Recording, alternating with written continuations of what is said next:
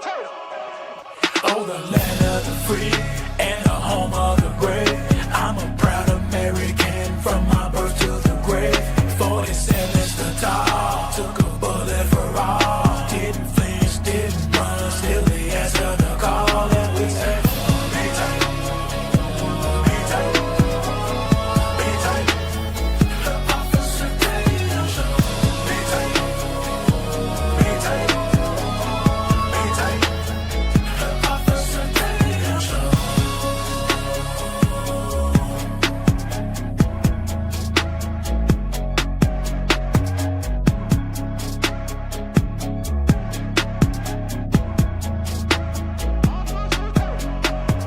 Oh, the land of the free and the home of the brave. I'm a proud American from my birth to the grave. 47's the top, took a bullet for all. Didn't flinch, didn't run, still they answer the call. And we say, be tight, be tight, be tight. Officer Tatum show. Be tight, be tight, be tight. Officer Tatum show.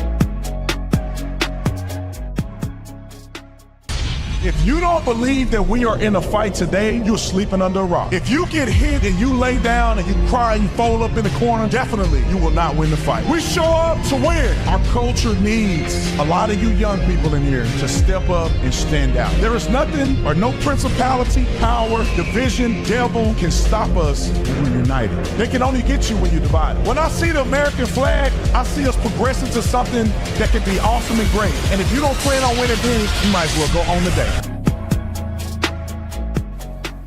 Ladies and gentlemen, ladies, welcome back to the Officer Tatum Show. I want to say a quick shout out to Ronnie. I think Ronnie said that he's going through a lot. So we pray for you that God will deliver on the desires of your heart.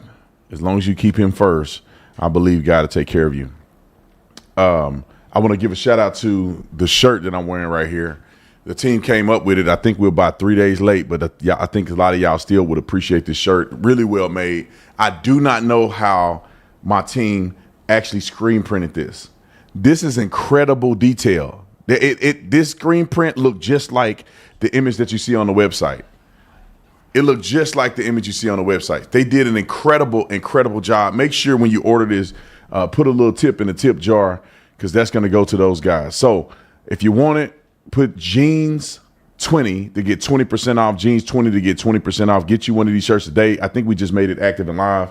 This is the coldest shirt. I always say that because I think we just keep getting better. We just keep getting creative. And if we would have launched this right in the heat of the controversy, it would have been crazy. But anyway, shout out to you guys. What else did I want to address before we get going? It was something else I want to tell you guys, but I think I forgot. Oh, the fundraising that we did for Salt and Honey Restaurant. Move me over a little bit. The fundraising that we did for Salt and Honey Restaurant, we got up to $5,500. So shout out to you guys for allowing us to get to that point to give them an incredible blessing. So I'm gonna communicate with them here over the weekend, and then we're gonna go and find whatever is the best way to get them the $5,500, whether we do a electronic check or whether we just wire them the money. And the owner made mention that he was gonna, I don't say double the money. He was gonna match the money and give it to the local police department, which I'm in favor of as well. Personally, I want all the staff and everybody that work there to get a little bit of bump, a little money. They share that $5,500.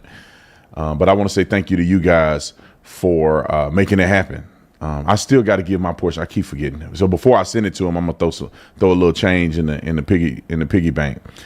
Also, make sure you hit the like button, hit the like button, hit the like button, hit the like button, hit the like button. And then before you hit the like button again. And then after you hit the like button, you can unlike it and like it again. No, I'm just playing. Just hit the like button, comment, and share so the live stream can get a little love. Now, let's get into some drama, okay? First and foremost, I want to talk about this Benjamin Netanyahu video that has made its rounds. And y'all, I was up to 11 o'clock at night and I had to get up at 4 o'clock in the morning. This is how dedicated I was to finding the truth regarding some of this stuff. But the media, and do we have the fake news media clip on here? The media selectively edited what Benjamin Netanyahu said. Their articles show that Benjamin Netanyahu is going to take over Gaza, and they leave it at that, as if Israel is going to occupy Gaza indefinitely. If you look at what they write and you look at what they say and you look at the edited videos, they only show the part of Benjamin Netanyahu saying they're going to occupy Gaza. Now, there is the full video that I'm going to show you just so you're not confused. Because my wife came to me yesterday and was like, Benjamin Netanyahu said he's going to occupy Israel. And I said, let me watch the full video. Then what do you know? He clarified very clearly in the same clip that they use against him. And it reminds me of what they did to Donald Trump. These people are evil. And they don't, if it was really such a bad thing and Benjamin Netanyahu was so bad, then why they got to fake stuff? And I'm going to show you some other fake clips that they've done just to keep it going, y'all. So let's play the lie, the edited version that ABC put out, the edited version, which is, I believe, this version. Roll the clip. It marks a major expansion of Prime Minister Netanyahu's war goals. His office had said that he's decided to occupy all of the Gaza Strip, including places where hostages may currently be held. And the IDF says it already controls the majority of Gaza, but this would be a major expansion and escalation, and it could complicate any negotiated deal to free those remaining hostages, of whom they're thought to be about 20 still alive. Those talks recently broke down, and that prompted a change in strategy from the U.S. to pursue what they're calling an all-or-nothing approach. Now, it's unclear exactly what this new move from Netanyahu would look like, but he is holding a meeting of his security ministers just today to discuss how to proceed in the Gaza Strip. And this comes amid concerns about the fate of those remaining hostages should military efforts in Gaza increase. Now, when you look at it, you say, well, okay, I hear that. Why are you guys not saying the rest of what Benjamin Netanyahu said? Why are you guys not doing that? Let's go to the other clip that we have, clip one. That was clip one or clip two. Okay, let's go to clip two. Roll it. Remove Hamas. Will Israel take control of all of Gaza? We intend to, in order to assure our security, remove Hamas there, enable the population to be free of Gaza, and to pass it to civilian governance. That is not Hamas and not anyone advocating the destruction of Israel. That's what we want to do. We want to liberate ourselves and liberate the people of Gaza from the awful terror of Hamas. Now, the news media clipped this, and this is just the only portion that they showed of Benjamin Netanyahu's speech. This is the only portion that they showed. Now, let's play the full clip of what Benjamin Netanyahu said so you could get the context. He said that we're going to occupy the Gaza Strip. And then he goes on to articulate his plan. And I want you to juxtapose this, the full context of what he said, up against what the articles are saying. I have not seen one article that says what he says in the latter part of this conversation, which I think is incredibly important contextually, that Israel don't have a plan to occupy Gaza indefinitely. Now, I'll say this before I play. If Israel wanted to take over Gaza and occupy Gaza indefinitely, I don't think it's a problem with it, to be honest. Now, Benjamin Netanyahu said they're not going to do it. That's not their intent to do it. They don't want to do it. But if they did it, I don't see it being a problem. You guys had a chance and had your own city. You elected a terrorist group and started killing people. What you want us to do? All right, play it. Will Israel take control of all of Gaza?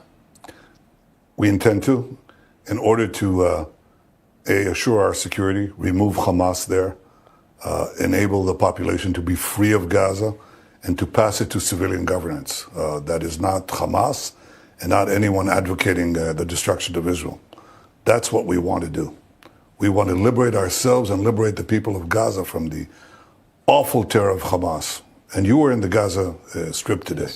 You met Palestinians who are fighting Hamas because finally they see that they have a future. They can rid themselves of this awful tyranny that not only holds our hostages, but holds 2 million Palestinians in Gaza hostage. That's got to end. Are you saying today that you will take control of the entire 26-mile Gaza Strip, as it was 20 years ago to this month in 2005? Well, we don't want to keep it. We want to have a security perimeter.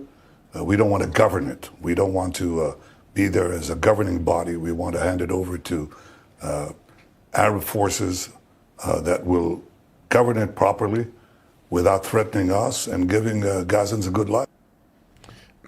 And that's what he said. Now, if they don't do that and he lies, I mean, then we'll address it or talk about it when it happens. But at the end of the day, when they continue to keep pushing that Israel is going to occupy Gaza as if they're going to completely occupy and take over Gaza, that's not what the president said. And you don't have to believe him, but at least you need to articulate what he said within context and let the people decide whether they believe him or not. It makes sense to me, unless you already think he's an evil villain. It makes sense to me to say, look, we're going to occupy to take care of what we need to take care of. They still have hostages, and we're going to give it over to somebody that's going to run the country or run their portion of the country without trying to kill Jews. Like their whole mission is to eliminate Jews. You don't want somebody running that and have to do this every year or every few years. It's incredible. And there's a young man named Coleman Hughes. I think his name is Coleman Hughes.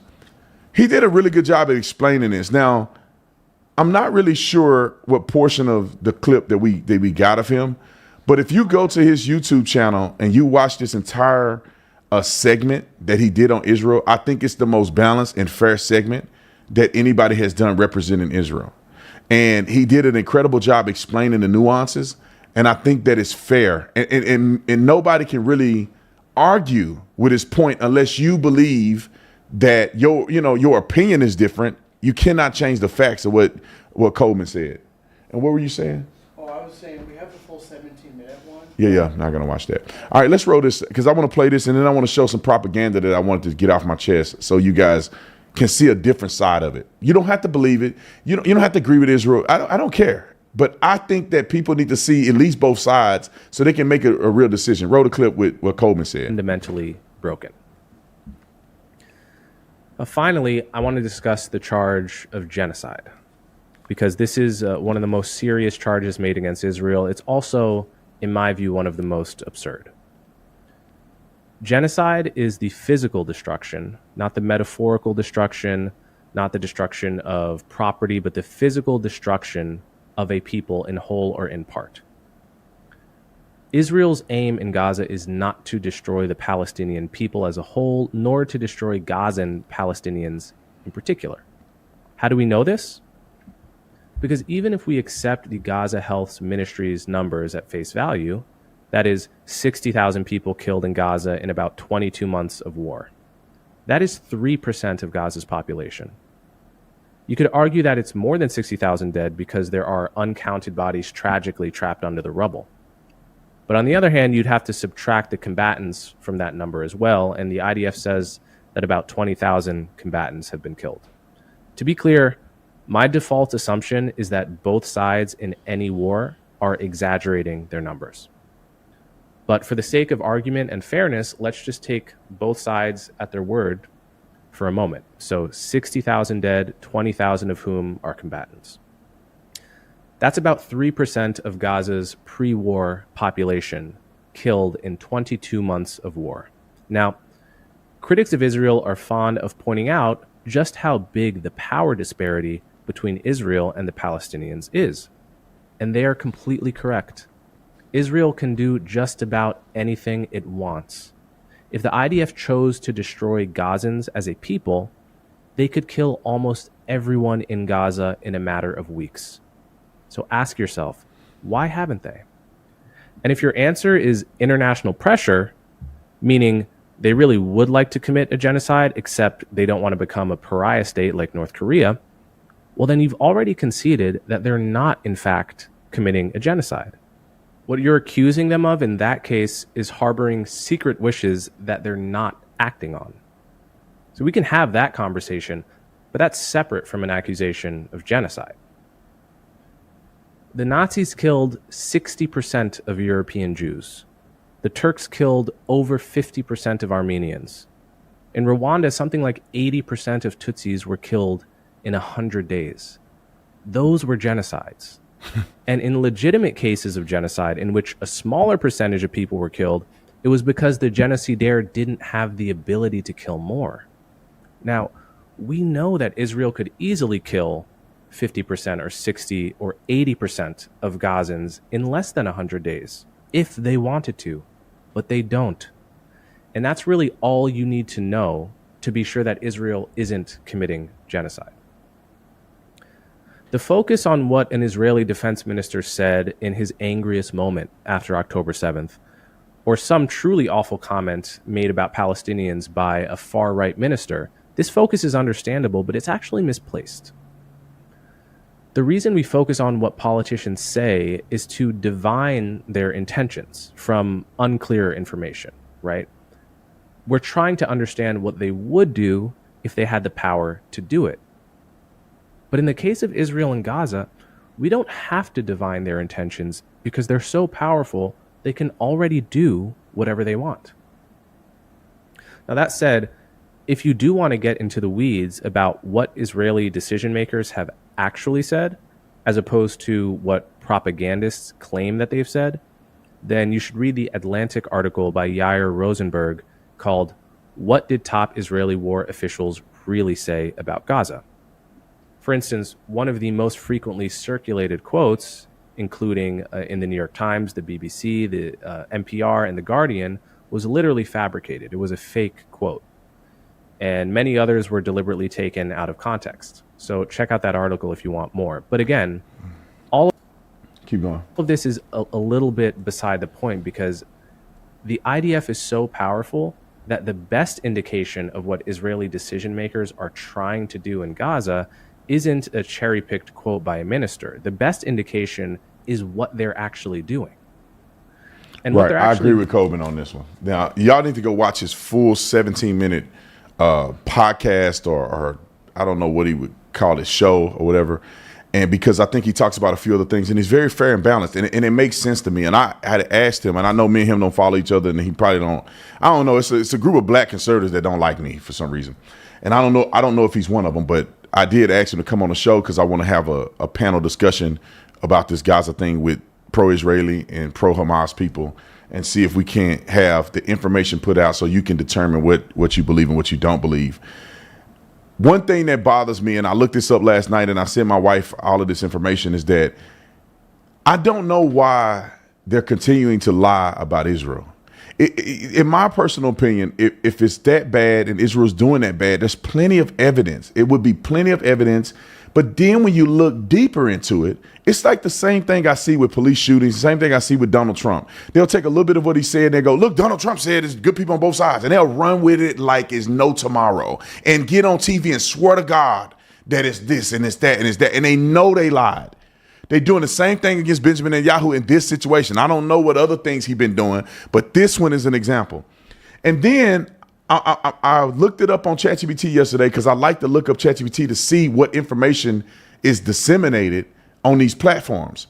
And there was this accusation that Israelis were just shooting Palestinians at the feed zones. I keep saying feed lot, that's for cows, but at these feed zones. And the United Nations, Al Jazeera, who's backed by Qatar. I just found that out, that Qatar sponsors Al Jazeera television and network. So that's kind of biased. But Al Jazeera and all of them are reporting that there's people on the ground that's saying that Israel did it. There's volunteers that are saying that Israel did it, and they have a victim count. The UN's investigation say that Israel did it. And then I say, can we find video? Find a video. There is no video of this happening. They have 2 videos that are out and circulating the internet, and both of them are videos corroborating what Israel has said that they do in some of these feed zones, and that is to fire warning shots in the air and fire shots at the ground for crowd control.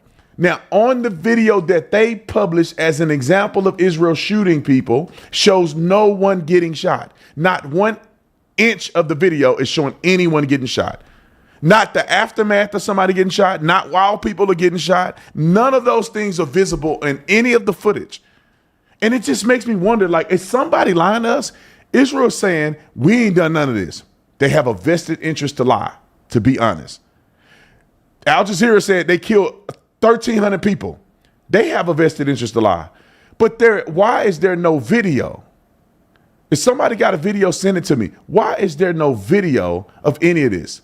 They got video of kids on the rubble. They got video of them running with kids and they armed with flesh hanging out. They can get video of everything that has ever happened. They're staging cameras to get the bomb that hit the correct building just far enough that the camera can capture it without getting damaged. They can do all of this. They got pictures of starving people, but they don't have a single picture of 1,300 people that allegedly have been killed at these feed zones. No video, no evidence, no nothing. And then I went on to ChatGPT, and I'm going to put the video in post-production. I'm going to have Nick do it. But in ChatGPT, there is video of Hamas shooting at the people. And apparently in the video, injuring one of the people, where he's laying on the ground like he's hit with a gunshot. And they're shooting at the crowds. And so it just makes me wonder, it's like, why are nobody talking about that? But then they're saying that Israel is doing it with no evidence and video footage. Let me show you another thing that bothers me, and this is what I want y'all to see. You know, the Time magazine thing staged the photo of starving kids, but here's a thing that goes on all too often in Gaza in these Palestinian videos is the deception. And I'm telling you guys, is there people hungry in Gaza? Yes. It's Hamas's fault, but there could be people that are hungry. Are people starving to death? Unless I don't know if I believe as much as they saying, because they are not producing any real evidence of any of this stuff. They showed them holding the baby. Come to find out the kid has a medical condition. Come to find out while she's holding the baby, she's fat and her other kid is healthy. How is that kid starving but the other kids aren't? And then there was another one that came out just recently, like an emaciated man. He's all skin and bones, and he's an older man, and they were showing an example of him starving. And I knew they lied. And we're going to put that clip in here in post-production, but I knew they lied because he was skinny, but his eyes were moving like this. He was like, yeah, I was doing something. So he was functional and skinny. Normally when you're skinny and emaciated like that, you're weak. You don't have enough energy to hold your eyes up and to move and to do this because you're starving. A man sitting perfectly up straight, talking to you like this, but skinny, was a red flag to me. But nobody disproved it until now. I just seen an article where it came out that this man has a medical condition. Like, if that many people are starving to death, why are they not putting them real people on camera? Now look at this video that I have in the queue. This is supposed to be kids screaming and starving to death at a food lot, a food feed zone. And then the same kids are in the back of this guy's car screaming and crying and driving around.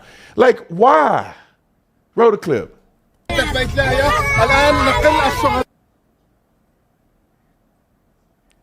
وجثامينهم عائلات استهدفت أشلاء في هذا المكان كما تشاهدون.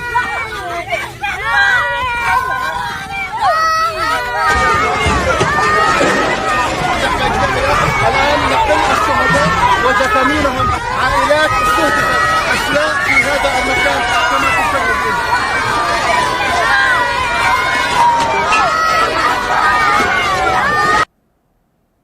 Now,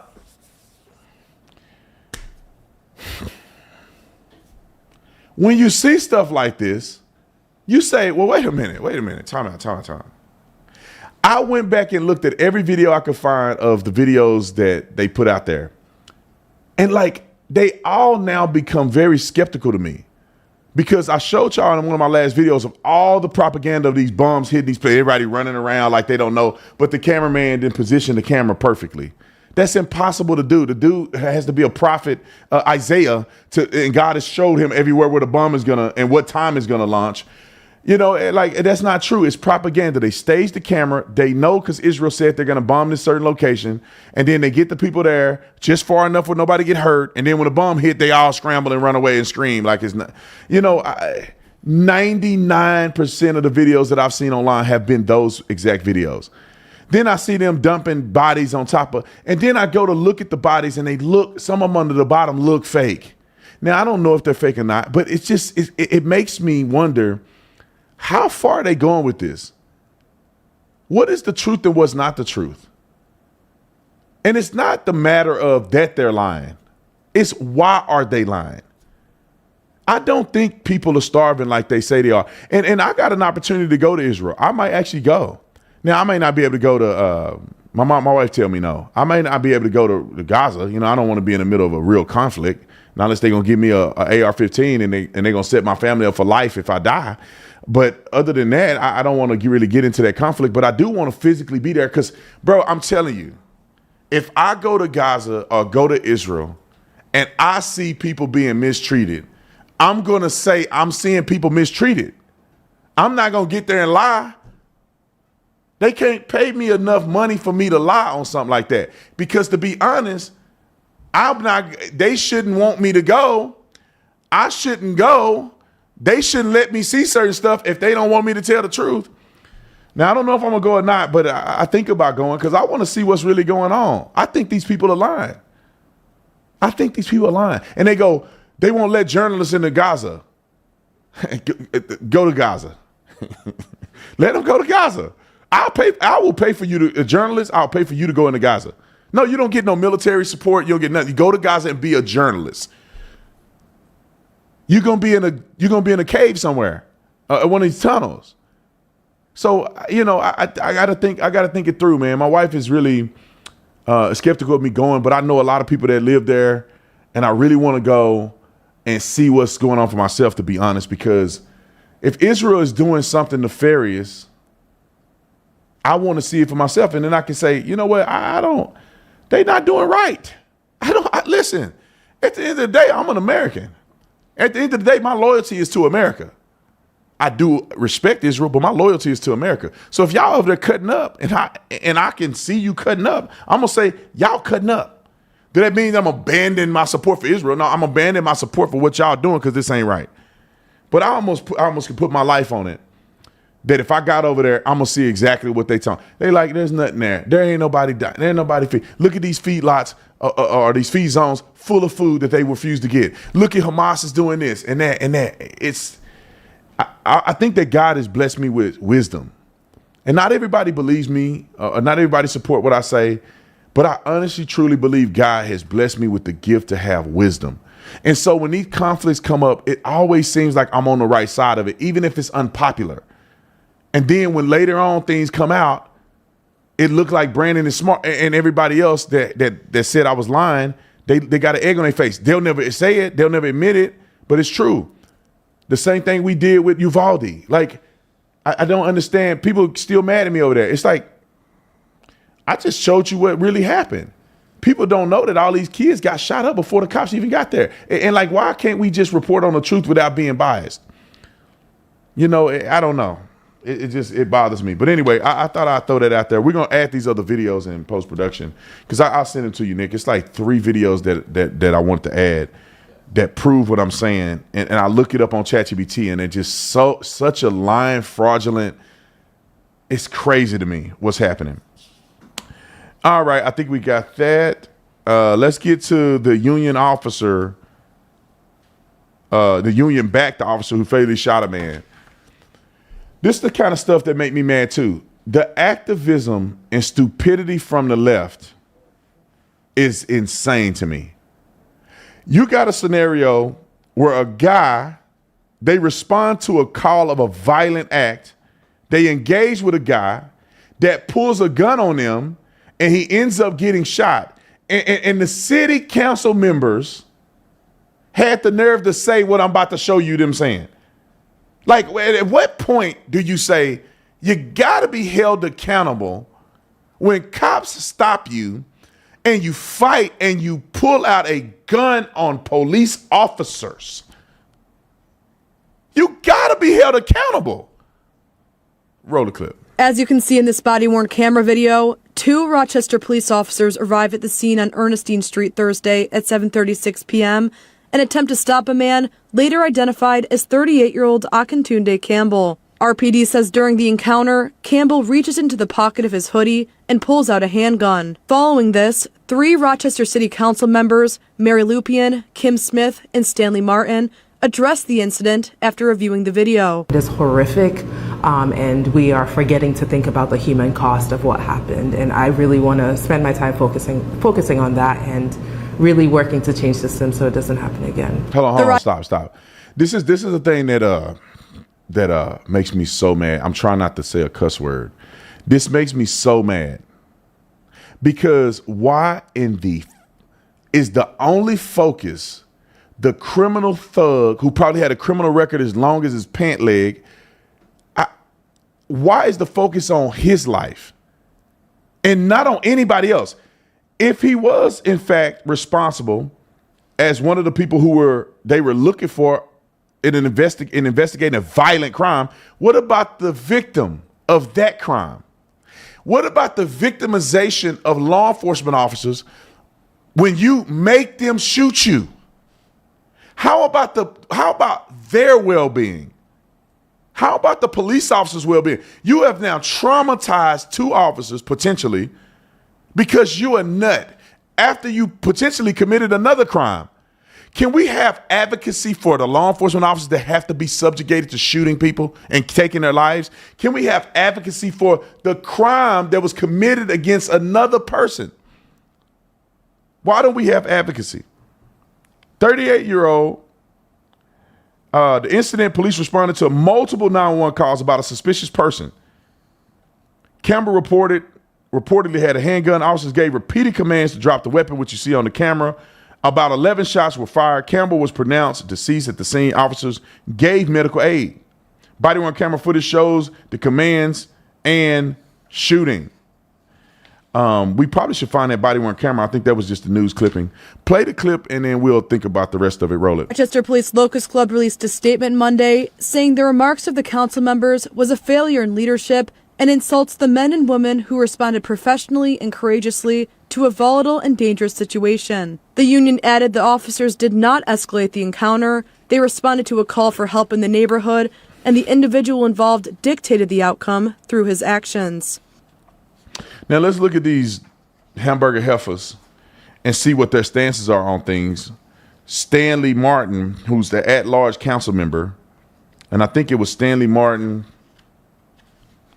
it was Mary Lupine, I don't know if they call Lupine, I don't know how they say her name, and Kim Smith. Let's look at it real quick. Background of Stanley Martin, community organizer, mental health counselor, co-founder of Free the People Rothschild, abolitionist, and anti-police stance. Let me tell y'all something real quick. Sidebar. I remember the mayor of Tucson. What a ratchet man he was. What a weenie. That fool, we were disgusted by him because I feel like the mayor didn't stand by the police when I was there, and he got robbed at gunpoint and they stole his Prius. Robbed at the mayor. I was on duty when it happened. We had a alpha beta deployment, which was really unnecessary, to be honest, because they would not say it. Let me tell y'all how they did this. This is how the cities are so corrupt, in my opinion. And if you get robbed, we'll take 3 hours to show up to your call. So I'm on a call, we're on patrol, and we get like a tone, alpha beta deployment. We like, what? Like, this is just an armed robbery. Why? It wasn't official alpha beta. Alpha beta means every person on the police department is either alpha or beta, like you're A or B sector. So when they say alpha beta deployment, they may deploy all alphas. That means half of all patrol officers have to respond to a certain scene, no matter where it's at in the city. You go alpha beta, that means every single police officer on duty have to abandon where they're at to go to a certain area. So we pretty much had like an alpha deployment, like half of the police department went to the scene. And I remember looking at the thing and I'm like, this is just a person robbed at gunpoint. Why is team 1, team 4, team 3 all responding to this call for service? It's weird. And then in the call text, it says mayor and it has asterisk next to it. And so what happened was the mayor was robbed at gunpoint. His Prius was stolen and a supervisor was notified and they secretly ordered the resources to go and respond to the mayor getting robbed. Everybody was like, yeah, good luck. Let's treat him like we treat everybody else. Let's treat him like we treat everybody else. Let's let us respond to the average citizen that gets robbed at gunpoint for their car. Don't give him no better treatment. And that's exactly what these people want. They want special treatment from cops when they get in trouble. New York State Attorney General Office is investigating. Officers are on administrative leave, which typically happens when they're in an incident like this. But let's go back to this person. Her platform is defunding the police, redirecting funds to housing, healthcare, and youth programs. LGBTQ supporter. She co-hosted LGBTQ rights hearing, prioritizing marginalized voices. If you're trying to find a wokest person on planet Earth, this is a good resume. She got ties to the anti-police agenda. Abolitionist roots promote reducing or eliminating traditional policing, framing officers as aggressors rather than protectors. Let's see Mary Lupine or whatever her name is. They said it on the news clip. Housing activists advocating for sanctuary city expansion, strong focus on equity policy. Oh man, I hope these people, I don't want people to go to hell or nothing, but like, God, can you deal with these people? These people are the most evil, corrupt, weirdest. They're destroying such a beautiful nation to be brain dead activists. It's crazy. Her platform, white lady, mind you, institutional racism reform, housing rights, sanctuary enforcement, including LGBTQ protections in schools and restrooms, pro-trans equity, supporting funding LGBTQ programs, co-hosting the LGBTQ rights hearing, pushing sanctuary city policies that limit police authority and create narratives of systemic oppression by law enforcement. Let's go to the other. I'm not going to say a cuss word. I'm not going to call her a female dog. I would not call her a female dog. Kim, come on in here, Kim. Public health worker, AIDS, HIV care, political director for Vocal Us. Criminal justice reform, drug policy changes, and police accountability measures. She co-hosted that same LGBTQ stuff that the other nut jobs did. Activism centered around reducing incarceration and restricting police powers, framing enforcement as harmful to vulnerable groups. Lord, I want to be right. I want to be right. I don't want to have these thoughts. I hate the way these people act. It's just so asinine to me to be this stupid in America. If you were in a third world country to have access to the internet, then maybe we could have a conversation about this.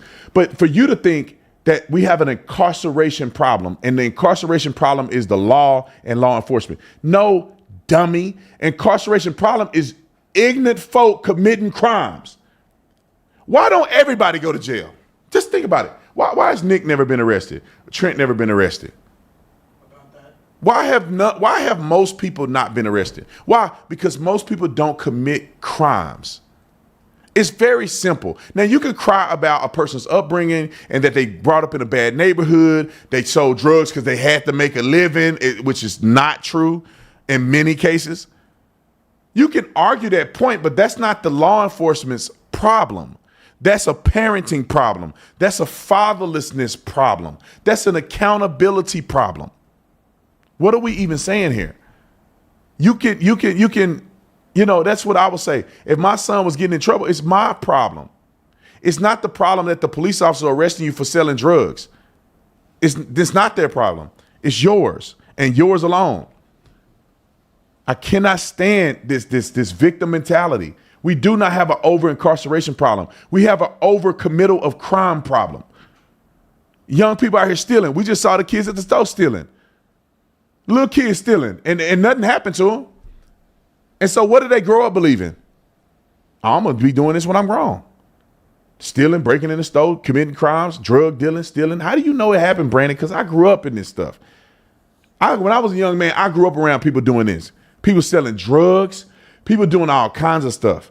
And then as an adult, as a grown man, I look back and I say, you didn't have to sell drugs when you were trying to make it seem like you had to sell drugs to make a living. You were actually educated. You actually could have got a job and worked your way up to be a manager or been an entrepreneur, because all this drug dealing you doing and all the money you make from drug dealing, you could be invested in the stock market. You could be invested in building your own company and quit the drug dealing and go on to something that's real, that's professional and sustainable and legal. But no, they don't want to do that because it's easier to flip some drugs and you can work your own schedule and pay zero taxes. That's easier, bruh. It's easier. Now, it's not an easy lifestyle, but it's easier than going and working a job because you're looking for short-term money. If I sell this little drugs, I can make $600 in 30 minutes. I don't know how much money they make selling drugs, but I don't know. If you're a big player, you could make hundreds of thousands in one transaction, and then you can go do the rest of your life in prison. I'll never forget, we found this dude. And I'm going to go on to Marco Rubio here in a second. We found this dude when I was on the SWAT team. We had the undercover guy talking to him on the phone so we can hear what they were saying. It's the craziest thing in the world. This dude, I almost felt bad for him. I almost did. Matter of fact, I did feel bad for him. But your consequences, this dude had a backpack full of meth. Do you know how much time you get in prison with a backpack? He had like 10 pounds of meth in his bag. I ain't never seen that much meth in my life. Dude's doing 25 years for a handful. This dude had like 10 pounds of meth in his bag in his trunk. And I remember we were on the SWAT team, and the informant was setting up a meeting for him to go meet him somewhere, and we intercepted him on a traffic stop, right? Because we already knew we already had probable cause to arrest him. We already had reasonable suspicion to stop the car, everything else. But that's not what we told him, right? Because we didn't want him to flip out, go on a high-speed pursuit, and all that stuff. But we played it off like we were just doing a regular traffic stop because his license plate had an issue, right? So we talked to him. We was like, hey, sir. We act like we had no idea what was happening. Hey, sir, your license plate is out. I mean, would you mind just getting out the car and just stepping over here? Just hang out in the shade, man. We don't want you sitting in the sun. You can turn your car off. We really got to dig into this and figure out what's going on. And so he's sitting off to the side, and I'm with him on the side while the other officer's running his plate. So he off over to the side, and I can see him shaking, bro. And I'm like, hey, you good, bro? You all right? I'm like, dude, this is not a big deal. This is just a license plate thing. And as soon as we get it resolved, you'll be on your way. But I know why he's shaking, because we know that in the trunk is 10 pounds of meth. And then eventually, when the other SWAT came and everybody came, the detective showed up, we put him in handcuffs, and, then we opened the trunk, and man, I ain't never seen that much meth in my life, bro. And I knew he was finna go to jail for the rest of his life for that much meth. And he was like the middleman, so he may get it some time. Because if he can tell them where he got all that meth from. But I kind of feel bad for him because he's somebody's dad, and the feeling of my life is over, hope the cops don't know I got meth in the trunk, that was incredible. Let's go to Marco Rubio real quick, because Marco Rubio is planning and attempting to deport the student Muhammad Khalil. And if you wonder why, like, think about this for a minute, y'all. If he was an American citizen, he could say whatever you want to say. Am I right? If your parents were immigrants and you were born on this earth, on this land, and you were an American citizen, which I think is wrong. I think we shouldn't have anchor baby status whatsoever. But if you're a legitimate American citizen and you went around on campuses and riled up stuff and you did this, you have a reasonable protection unless you're promoting violence. You have a reasonable protection to be an idiot. America is filled with idiots. that have the freedom to be idiots. And that's what make our country beautiful. But when you got a student visa to come to our country to study, and you're conjuring up anti-American rhetoric and hatred towards Jews and others, getting rid of, demolishing, thwarting Western civilization, get the out of our country. We shouldn't even be talking about this. I mean, if we were a couple years ago, we just put you to death. But somehow we nicer than that. I think these people should be put to death, you ask me, but that's just me. I need to pray about it. Y'all pray for me. You come to America trying to conjure up anti-American, we should just put you to death. Why are we even playing? Go home or we put you to death. Why are we even playing with these people? Because these are the very people that get splinter cells and indoctrinate people that go out and commit terrorist activity. They're literally on taxpayer dollar with the blood and tears and sacrifice that our soldiers have made for freedom in America. They are coming here and living off of that and building terrorism off of that. If you really love Sharia law and Allah Akbar, then why don't you go to a country and study in the country that the Allah Akbar you want? Go and live under Sharia law and the Intifada and all this other stuff. Why y'all here? We should deport every single Muslim that is not an American citizen that believes that Sharia law is above the American Constitution. You're gone. Let them go Allah Akbar in the middle of the street and death to America. You're gone. We don't need to talk. We don't need to. You gone. You got to get out of here. We not first class ticket. You flying Spirit. You gone. You out of here. Get out of our country. We should be demonizing, shunning people who are out here pushing anti-American rhetoric that are foreigners. Not people that live here. You live here, you just stupid. And you can't fix stupid. But when you are a foreigner, you don't hear a refugee status. You hear waiting a hearing for asylum. What do y'all need me to do to help in this process? Leave. You're not welcome here. Now, some idiot is gonna say, Brandon said Muslims don't. Man, if you a Muslim and you out here chilling and you doing your thing, you living your life, we don't care. You a part of the American dream. You come home and live the American dream. You can Allah Akbar in your house all you want. I don't care. But when you come over here and you're trying to hurt people and you're trying to thwart the very system that people died for, and you ain't a citizen, don't let me be the president. Y'all vote for me. I'm gonna be like. That's why we need to win the midterms. We need to have Supreme Court justice because we need to pass laws that thwart any rights of a person who's a foreigner that come in this country. You have no rights. You have no rights. You only have rights to protect safety, but you don't have a right to speak because you ain't an American and you didn't fight for this. You don't have a right to due process. Don't come over here then. You ain't got to be over here. We got enough people over here. Go somewhere else. You don't need to be here. If we can't afford you the rights that American citizens got, then don't be here. We don't need to go out our way to give you extra rights, to make sure you safe and comfortable. Get out of here. That's what they're doing in Europe. I'm glad. I'm not glad for the Europeans, but I'm glad that we got an example of them overthrowing. Wait till they do what they do. Wait till they do what they want to do with Europe. I'm going to be laughing because you weak cowards who prioritize comfort over necessary confrontation. You have now allowed another population of people to completely revolutionize the country that your forefathers built. We don't want you here. And it's okay to say that. If you can't come here and assimilate, we don't want you in America. You don't deserve to be here. I don't care if we don't have enough doctors. I die before I have people coming over here and not believing in the American dream. Just let me die. Let the American doctor do his best. And I just won't make it. Let me die. Before you get an H-1B visa person over here to come take an American job and then they hate America. Come on, bro. Y'all finna make me act up. Let's get to Marco Rubio. Let's listen to the podcast that that idiot was on and trying to say that the Intifada is not. Play the clip. To me, it felt frightening that we had to reach this moment in the Palestinian struggle.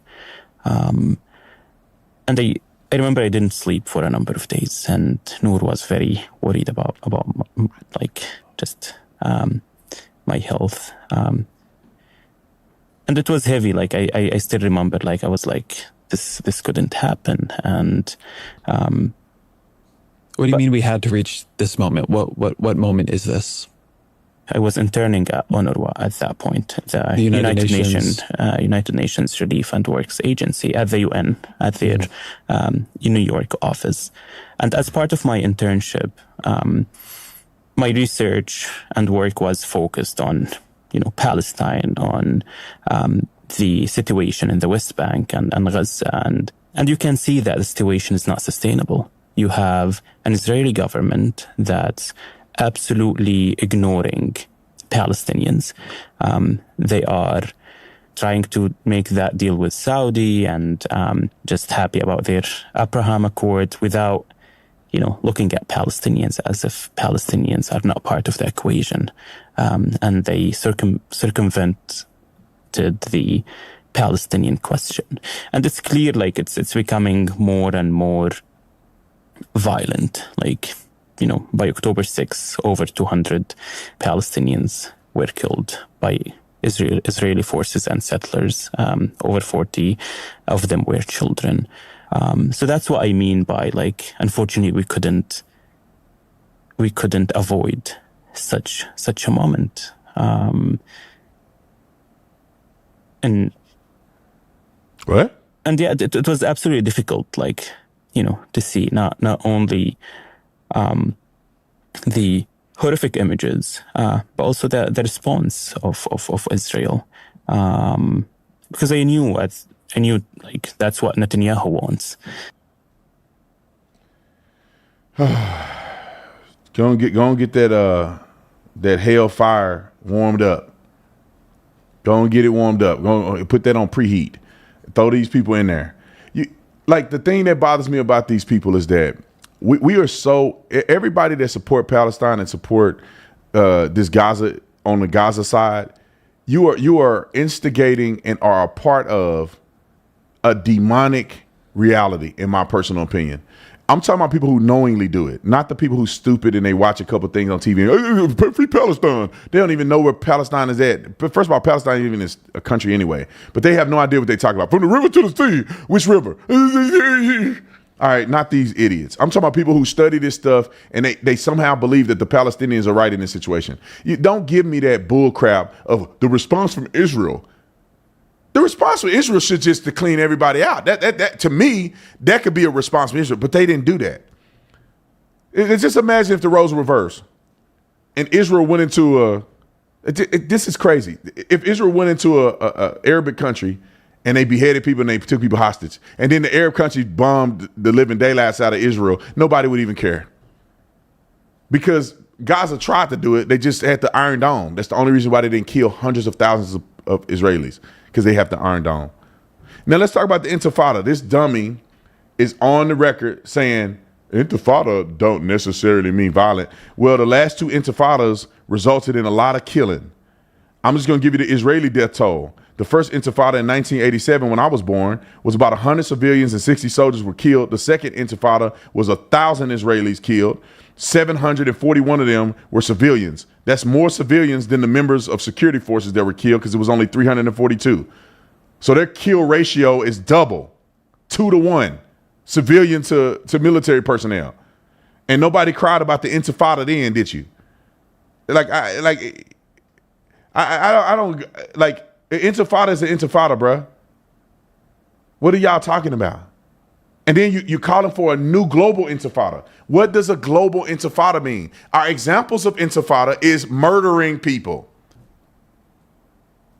A murderous rebellion. A global Intifada is what? Murderous rebellion.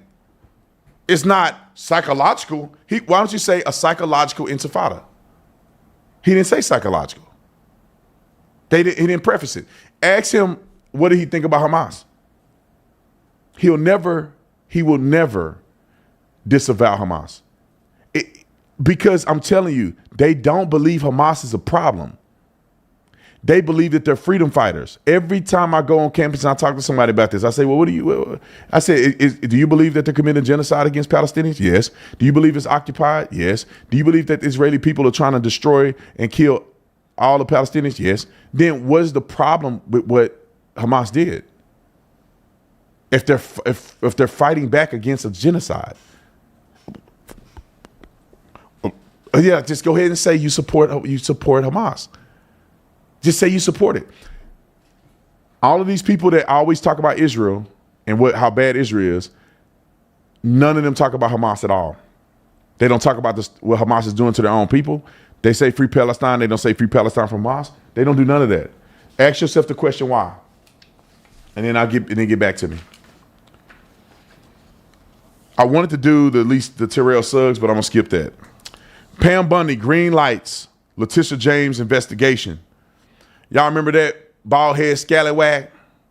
Bring her up on the screen. Letitia James should go to prison. And I want these people to go to prison. I don't just want an investigation. Don't talk to me about an investigation. Don't talk to me about a woulda, coulda, shoulda, woulda. A houlda. I don't want to hear none of that sugar honey iced tea. All I want to hear is bars clanging from people shutting the jail door. I don't want to hear that investigation stuff. Don't talk to me about an investigation. Don't tell the American people Letitia James is being investigated. Don't do the press conference. I don't give a F. Show me when she's indicted. Then that's when you can come out and do a press conference. Letitia James has now been indicted. What? Barack Obama has now been indicted. Oh, what? Hillary Clinton is finally going to jail. What? Come on with it. We are conducting an investigation. We will not tolerate people breaking the law. Everybody should be held accountable. You ain't holding nobody accountable though. But since it's news, I'll report on it. Let's talk about it. Roll the clip. Some breaking news sources are telling us that New York Attorney General Letitia James and her office are under investigation by the Department of Justice in relation to her case against President Trump. Justice correspondent David Spunt is in Washington. What do you know, David? Well, hi, Dana. Two well-placed sources familiar with the probe tell Fox News that New York Attorney General Letitia James and her office is under investigation by the DOJ here in Washington. We're told that Attorney General Pam Bondi signed off on the probe. Subpoenas were sent to James's office, and there is a grand jury investigation underway in the New York State Capitol of Albany. The specific investigation, my colleague Jake Gibson, Ashley Oliver, and myself are being told involves deprivation of rights, which in plain language means someone in a position of legal authority violating someone else's constitutional or legal rights. Those sources tell Fox News the DOJ is going after James because she took then former President Donald Trump to court, quote, simply because she didn't like him and campaigned on getting him. DOJ, led by Bondi, believes she violated his First Amendment rights dealing with free speech. James has said before she believed Trump inflated his net worth to get good deals on loans from lenders and other financial benefits. Ms. James won in a court judgment of over $450 million against the Trump organization. Trump is appealing, and it's pending. The entire scope of the grand jury probe in Albany, Dana, is unclear. Grand juries are secretive, but we've learned from these well-placed sources it stems from a recent strike force set up inside the Justice Department to investigate an alleged plot to tie Trump to Russia in 2016. Sources say that strike force has expanded to other topics. Now, to recap, the Justice Department has initiated grand jury proceedings in Albany, New York, against the Empire State Attorney General Letitia James. But remember, this is important. A grand jury simply decides if there's enough evidence to indict. To be clear, we are told this is very early in the process, and no one, as I speak to you right now, is facing any charges at this time. Fox News reached out to Attorney General James's office multiple times, but we've yet to hear back. Dana? All right, David Spunt, thank you. All right, let's talk about this just a little bit. Okay, CNN is losing their mind and going off the rails because she's actually being investigated. But let's not forget that Letitia James is also being investigated for mortgage fraud. you know, she was accused of misrepresenting information to get favorable mortgage terms on properties in Virginia and New York. But yet she prosecuted Donald Trump, claiming that that he's facing security, or at least the judgment of $450 million, because they said that he misled banks, inflated his net worth. The crazy thing is that he paid back every loan for every bank that loaned him money ahead of schedule with interest. He didn't defraud on any loans. He did nothing. So if he inflated his net worth, or he inflated the value of property, banks have an obligation to do due diligence. I can't just go and say, my headquarters is worth $40 million. Can you give me a loan against that? Man, the bank gonna look at you and be like, we need an appraisal. How you gonna say $40 million? What is some of the businesses worth around you? Okay, if this one worth $2 million, the next one is worth $2 million, and the other one's worth $2 million, you can't claim $40 million. The bank is not gonna defraud themselves. So when Donald Trump is inflating his stuff, the bank is signing off on it. They are believing, after doing due diligence, that he is worth somewhere around that point. They loaned him the money, he paid the money back. Where's the fraud at? And then this garden tool said Mar-a-Lago was only worth $17 million. They selling acre lots next to Mar-a-Lago for $20 million with no house on it. Acre lots. Mar-a-Lago is 17 acres. That's just the land. We're not even talking about the building worth on Mar-a-Lago's property. We're not talking about the people who have memberships at Mar-a-Lago, which is probably worth tens of millions of dollars collectively. We're not talking about the clout and attention that the property has, and we're not talking about the portion of Mar-a-Lago that is on a waterfront. They got both sides on waterfront. It's at least $20 million for a waterfront acre. I did the math. They have 7 acres of waterfront. They can sell 7-acre lots at $20 million an acre just on the edge of Mar-a-Lago. And this garden tool went to court, and because New York is biased, said it's only worth $17 million.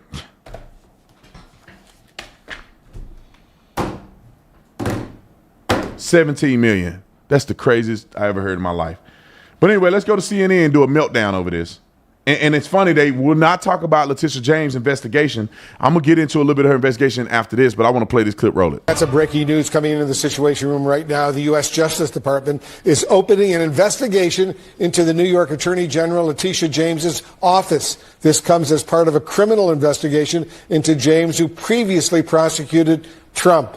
Let's go live right now to our correspondent, Bryn Gingras in New York. What are you learning, Bryn?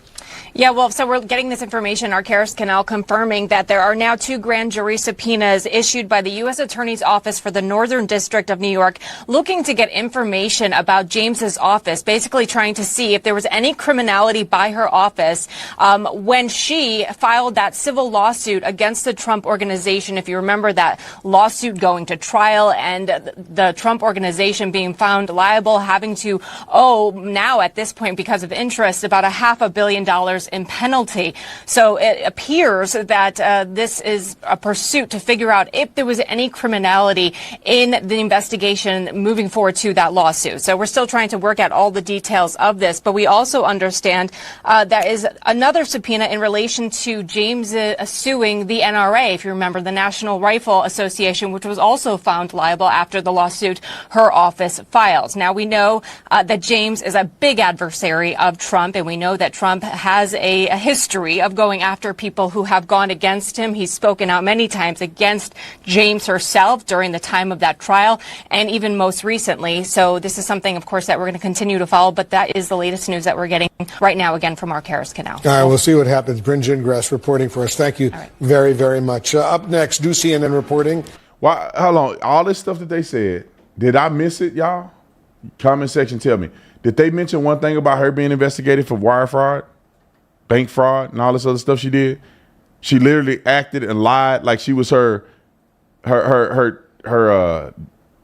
dad's wife on a document. She lied about the number of units in a particular a number of rooms, I think, in a particular unit.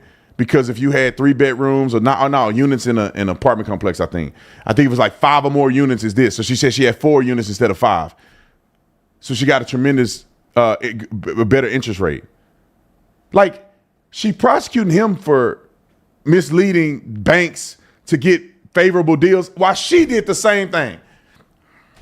All right, last clip. MSDNC warns James that she should be concerned. Roll the clip. There is nothing scarier for a citizen to get a subpoena or find out that they're being investigated by a federal criminal grand jury. It's terrifying, and here's why. Grand jury investigations sweep broadly. They gather terabytes of information, and they're very efficient at going through it.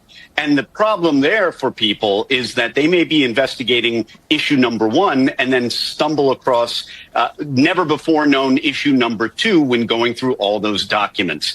That is why if somebody is the subject, the target of a grand jury investigation, that is not a good sign. So given that the federal government has such tremendous power to investigate, Letitia James should be very concerned.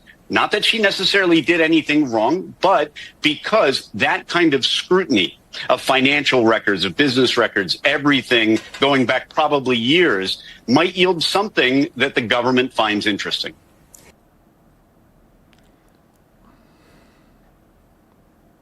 I can't stand these people. I'm glad that she's getting the scrutiny that she deserved. But why, when they talk about these things on the television, they don't mind going back and mentioning everything that Trump has ever been involved in, but they won't mention Letitia James is being investigated for the crimes that she committed potentially against the, banks, lying, bank records, bank record fraud, all this stuff. Why don't they mention it? Because they're selectively creating a narrative. That's why they call it television. They're telling you a vision. They're not allowing you to develop a vision. They're telling you the vision that they want you to have. These people are evil, man. And that's why, the same thing with the whole Israel thing. It's like, and people keep saying, debate Myron on Israel. I'm going to have him come on the show. I got his phone number, so I'll text him. As soon as I get the panel together, I'll text him. Let him come on there. Let's talk about Jasmine Crockett.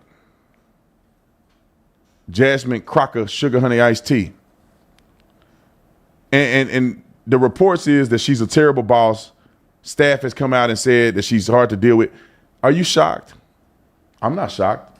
I don't think nobody that follow me is shocked. She's so ghetto and ignorant that you think she's somehow a good person to her staff. People who are ghetto and ignorant in public, they're probably even worse in private.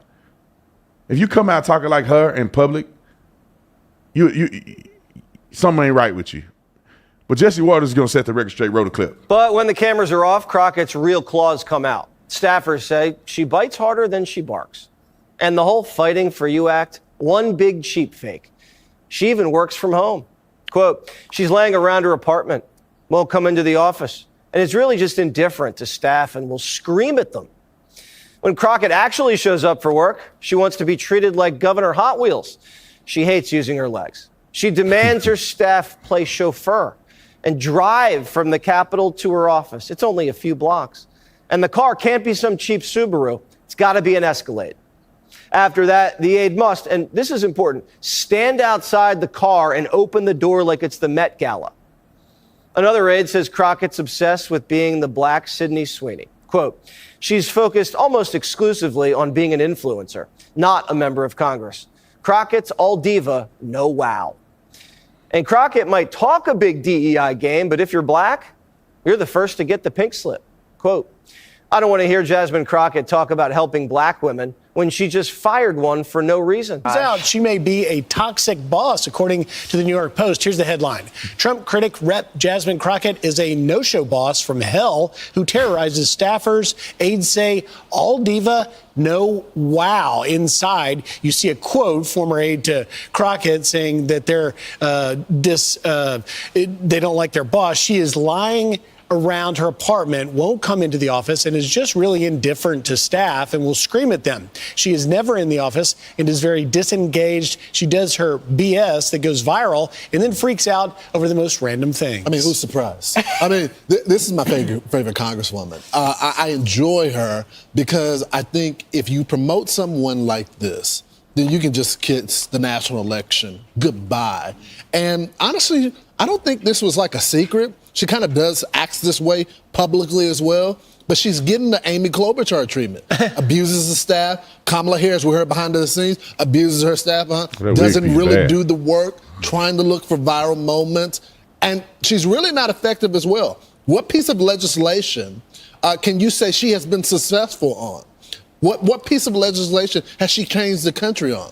Well, unfortunately, fame is a very powerful drug, and clearly it has gotten to her head. I interviewed Congressman Chairman James Comer, and I asked him about her because she's on the Oversight Committee. And he said when she first came to Congress, totally different person than she is today. It's like night and day. And then we saw that in do you remember the Atlantic profile piece? Mm-hmm. She said she was shutting down the profile and revoking all permissions like you have the authority to do so. Because the Atlantic reporter had the audacity to ask other Democrats about her. And then apparently her lock screen is like a photo of herself. The Escalade? She asked the staff to use the Escalade. They have to rent an Escalade to come pick her up. Now, normally, the members let their interns as well as their schedulers just use their personal car, and they can come pick her up. But she requires them to go rent the Escalade just to drive, and they have to be waiting outside of the Escalade with the door open. Griff, I'm sure you're surprised. You mentioned Amy Klobuchar. It's unclear whether or not Jasmine Crockett eats salads with a comb, which was, of course, a rub on her. We reached out, actually, or Fox News Digital reached out to Rep. Crockett for comment. We have yet to hear back. I'm Steve Ducey. I'm Brian. All right. Are y'all shocked? Who's the other person that got in trouble for being a nut job that they staff? Oh, Lizzo. Y'all remember Big Bone? Lizzo? Thickie Smalls?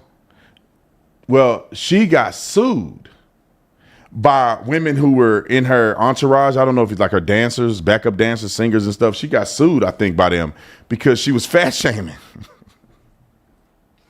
Bro, I'm telling y'all, man, like, I always try to make sure I'm never that person.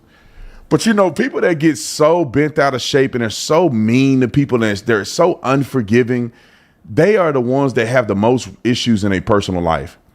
You see somebody just so mean-spirited and they're always bashing other people and trying to bash people's character. And they are normally people with poor character. I'm telling you, man, and it's not just Democrats. There's some conservatives that do the same thing. You go and meet them, and y'all can ask anybody that ever met me. I'm the most down-to-earth person. I probably shouldn't be when it comes, that's not down-to-earth, but I probably shouldn't be as accessible, right? I mean, some of the people in my position, they try to skirt off and you can't really talk to them and they got secret security and all this stuff. And I'm not like that, man. Maybe I should have some security, but I'm for the people, man. I go out in the crowd, talk to people, take pictures. I'm not the type of guy that's just too good to do that. I would never be that guy. But there's people that are. They feel empowered and making themselves more than what it is. If I wanted to be a narcissist like that, I could. I got enough money to hire a security team to follow me around, and you can get security in different states when you travel to meet you at the airport, and how people will look at you when security is walking around you. They're like, "Who's that? Who's that? Who is that?" I remember when I first started doing stuff. Me and my brother was in Vegas, and we were trying to film some content in Vegas, and he's like, "Just walk, and I'm gonna film you while you walk." And people thought I was a celebrity or something, right? I'm in Vegas, and my brother's like walking and filming me. They thought he was paparazzi or something, and they like, "Who is he?" I'm like, man, I had 30,000 subscribers on YouTube. I wasn't even a social media person at the time. But it's funny how you got people like her who are narcissistic, and it seems as if the position pulls the narcissist out of society to be that person. I've been to Congress before, and I can see why people get the big head. And all the staffers there, because we were there, we talked to staffers, they say that that's what happened. These people get to Congress and they get the big head because you got a lot of power and you got to dress up every day and who's who. and who's hanging out with this person and who knows this person and who's meeting with this person and having lunch with this person and who's, I'm on Capitol Hill and I'm on television and people recognize you in public. And it just builds this weird persona because these people are nobodies before they become Congress members. It's like being celebrities overnight. And you're making if you're a congressman, you're making like 170. If you're congressman, if you're House of Representative, you're making like 170.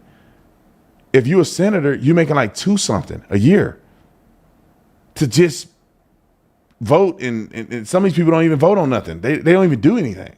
Their staffers write all of their legislation that they try to propose. Anyway, it's crazy. But are you shocked is the real question. Let's go with I want to talk about Scott Jennings because Scott Jennings clips haven't been doing very well in our story. Y'all not like Scott Jennings no more? I'm just kidding. Scott Jennings is absolutely amazing in my opinion. I don't care if you liked him or not. I'm still going to talk about him because I think he's great. Scott Jennings on ICE attacks and Trump's order for a new census. They're mad at that because the thing is that Donald Trump does want with this immigration, because what happens is, and I haven't heard anybody say this, I'm just put this together instantaneously because it's just the way it is. Like common sense tells you this, is that what's happening is that with all of these deportations and the lack thereof people going into our country illegally, the population numbers and self-deportations, we don't forget about that. People are self-deporting too because we incentivize them to self-deport. I think they give them like $1,000 if they self-deport. So with all of that movement, some people are fleeing certain states so they can go to sanctuary states.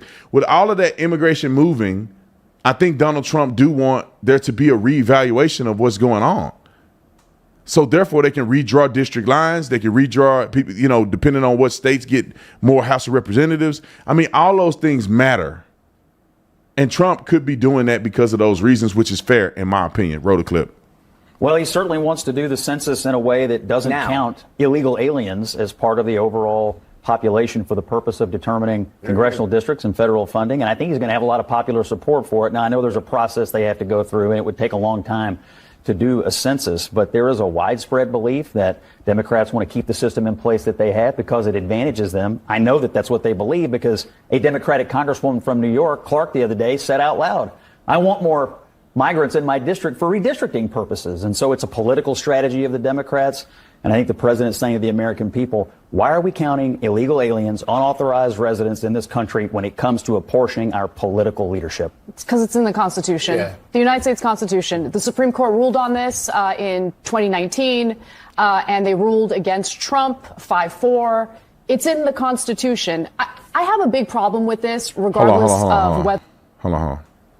Let me read what she said. In the 14th Amendment, Section 2, it says, representatives shall be appointed amongst the several states according to their representative numbers, counting the whole number of persons in each state, excluding Indians not taxed.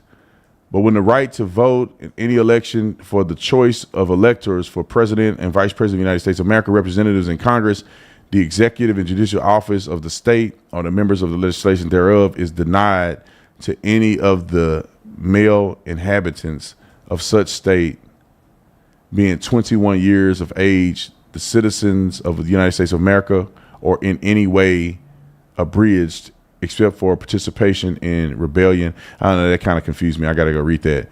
But what I think that it's not saying, and this could be a constitutional disagreement, is that a whole number of persons in each state. Why would you count illegal aliens? Why would you count that? And let's put it in this way. If the interpretation of the 14th Amendment is such, this opens up the cheating that they're doing. This is why they want, think about this. I'm a sanctuary city. I'm a sanctuary city. We're sanctuary cities. Come here, come here. We don't have the resources. The people don't want it, but we want as many illegals to come to our state as possible. Why? Because when they run the census, if illegals participate in the census, they now get more congressional seats and they also get more electoral college representation. So therefore, being a sanctuary city to allow illegal aliens to come into the country, thwarting the will of the federal government, is incentivizing to a state that wants to dominate in numbers and redistricting numbers to build this utopia of Democrat control. So how do you thwart the influx of illegal immigrants being let into our country and having sanctuary? Is you interpret the whole person as a whole person who is legally in our country, not a foreign enemy who's invading our country. All right, put them back on there. Roll it. Whether it's gerrymandering, which both parties do, or this attempt at changing the way we count the number of living residents in the United States, because it's all about cheating. It's all about rigging the system in a way that gives attempt at... Pause it real quick. Hold on. I need to read this one more time. Y'all help me if I'm saying this wrong. Let me read it from the beginning. It says, representatives shall be apportioned among the several states according to their representative number, counted by whole numbers of persons in each state, including or excluding, it's hard to read this, natives not taxed, but with the right to vote at any election for the choice of the election of the President of the United States, the Vice President of the United States, representatives in Congress, the executive and judicial office of the state, or the members of the legislature thereof, is denied to any of the male inhabitants of such state being 21 years of age and citizen of the United States of America, or in any way abridged, except for participation in rebellion or other crimes, the basis of representation thereof shall be reduced in the portion or proportion which the number of such male citizens shall bear to the whole number of male citizens 21 years of age in such state. If I'm not completely retarded and can't read, it seems to me that they're making a determination as to citizens. But maybe I'm wrong. Maybe I'm wrong. Maybe I'm reading this wrong. Tell me what y'all think in the comment section. Now, I know my reading ain't that good, but it seems to me that it's articulating that it has to be citizens that they're referred to. Does anybody see that different? Maybe I'm wrong. Roll the clip. Changing the way we count the number of living residents in the United States, because it's all about cheating. It's all about rigging the system in a way that gives one party an advantage. Family members in my household who are undocumented and the census person shows up to take account, I'm not opening the door. So the census is going to be real messed up if the Supreme Court, which I don't know how the Supreme Court's going to rule. You're right. It's a very conservative Supreme Court. Is messed up now.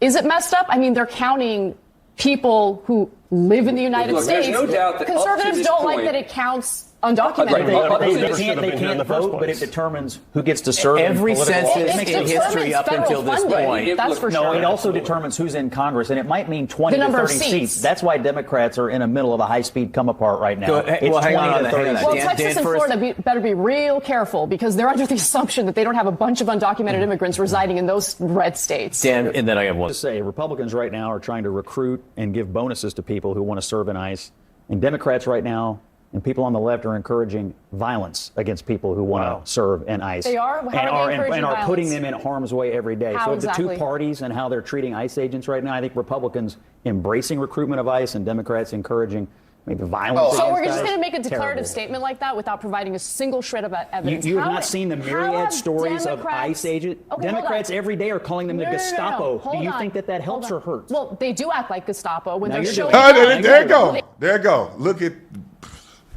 I don't know why people think Anna Kasparian is like, she said a couple things that made sense and now she's legitimized. She's a nut just like Shank or whatever his name is. He nutty too. And look how silly she is. I despise the actions of people who try to act like they're in the middle and then they gaslight you for having a true and authentic stance on something. Woman, you're stupid. That's at the end of the day, you're stupid. They're not pushing violence against ICE. What? They're trying to assault ICE agents. They're allowing people. They got mad at Trump for bringing in the National Guard to protect the ICE facility. They're shooting at ICE agents. They're throwing rocks through windows, and they won't condemn it at all. They're saying that they are the Gestapo. They're calling them Hitler-esque. How do you think that's not conjuring violence? But yet when Donald Trump say they stole the election, they say, well, that creates violence on October the 6th. I mean, not October 6th, but January 6th. January 7th, 6th. October the 7th, January 6th. Dang, mixing them up. But they say because Donald Trump's rhetoric against the United States government and the voting and Congress or whatever and Pence, that's why people acted that way in violence. He didn't tell them to be violent. He actually told them not to be violent. But they're saying his rhetoric against the election is what caused people to be violent. Well, then with that same energy, then if you're saying that they're the Gestapo, you're saying that they're kidnapping people, you're trying to contest everything that they do. You're saying that in our state, we're not going to cooperate with the federal government. ICE is just rounding up people illegally. Then when violence happens, keep the same energy. Roll the clip. If they're just showing up in Penske trucks at Home Depot. Listen, I don't want my tax dollars going to that garbage, okay? Those people do not deserve to be treated that way simply because they might be undocumented. Do the ICE agents deserve to be having violent acts committed, rocks thrown at them? No, they don't. They don't. Kill and them? those people who do that get arrested, and they should be arrested. And why they don't doing that? Because they've been told the ICE agents are Gestapo. Have you considered the fact that in a city like Los Angeles that has a massive immigrant community, when they see their mothers or fathers or family members rounded up, that leads to a lot of rage, and they retaliate. I'm not saying they should. That is criminal. They should not assault a police officer. Let me just tell you something. Someone messes with my family, I get violent.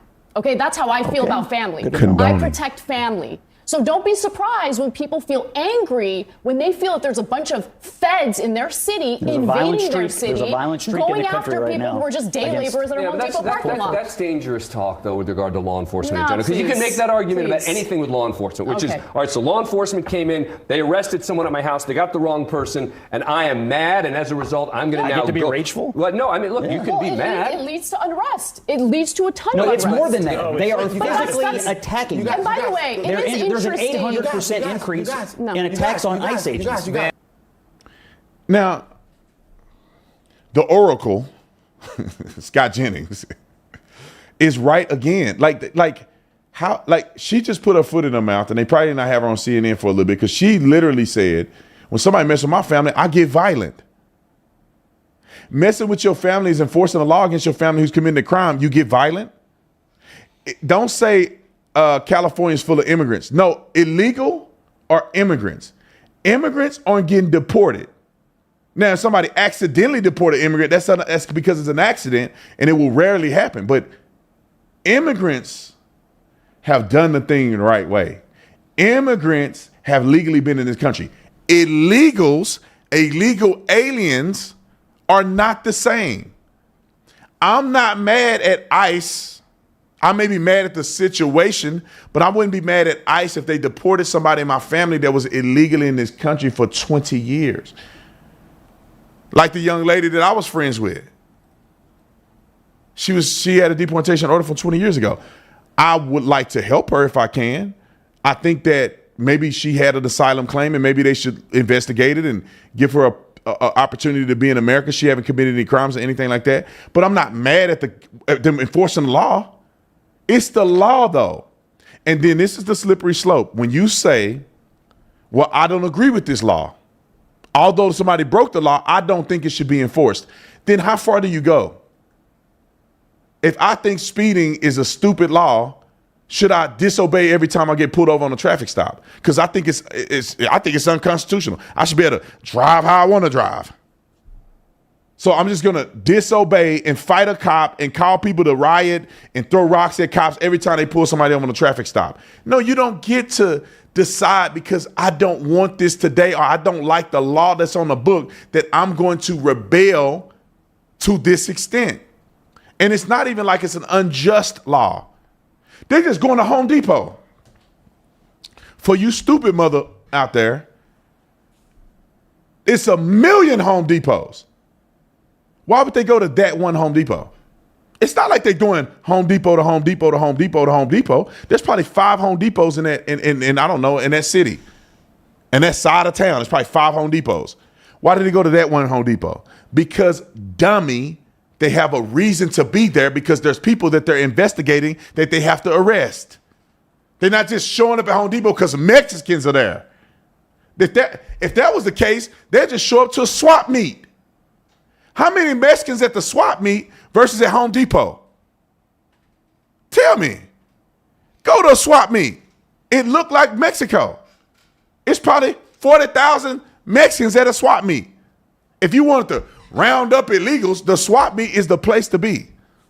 It's a buffet line full of illegals in the swap meet. But they're not doing that. They're going for specific people. And these people just so happen to be at Home Depot today.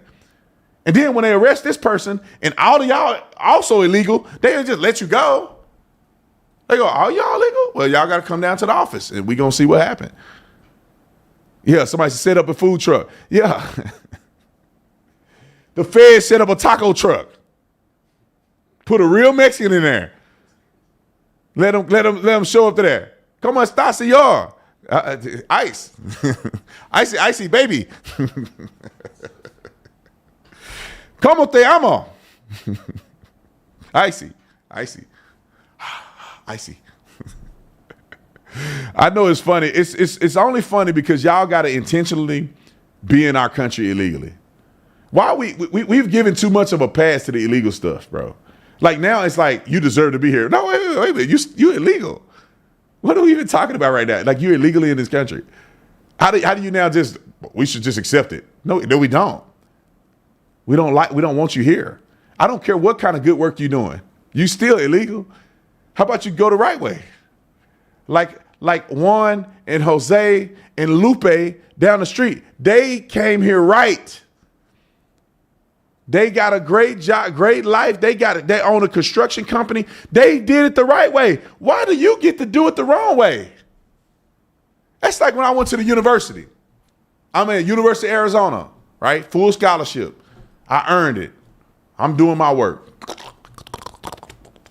Then you got the white people next to me because it was number of white people that went to that school. So the white people next to me, they either got scholarship academically, they paid for it, or they on football scholarship or athletic scholarship. We in there in the lecture hall doing our thing. We earn this. We got our books. We got everything else. We pay tuition. We have to test to get into the facility. We got to do all this stuff. And then somebody come and sit down in the lecture hall and it's assumed as a student. What? Especially if I paid for it. I paid $20,000 a semester. And you just, let's do this. The school that my son go to, $23,000 a semester. School year, $23,000. I think it's more when they're a senior. Insane amount of money. It's worth it. If you want to invest in your children, it's worth it. But imagine this. Because that hit my bank account every month. And they give them a they give them an Apple MacBook Pro that you got to pay for. So they added that money on the $3,000 for a MacBook. So this is the thing, right?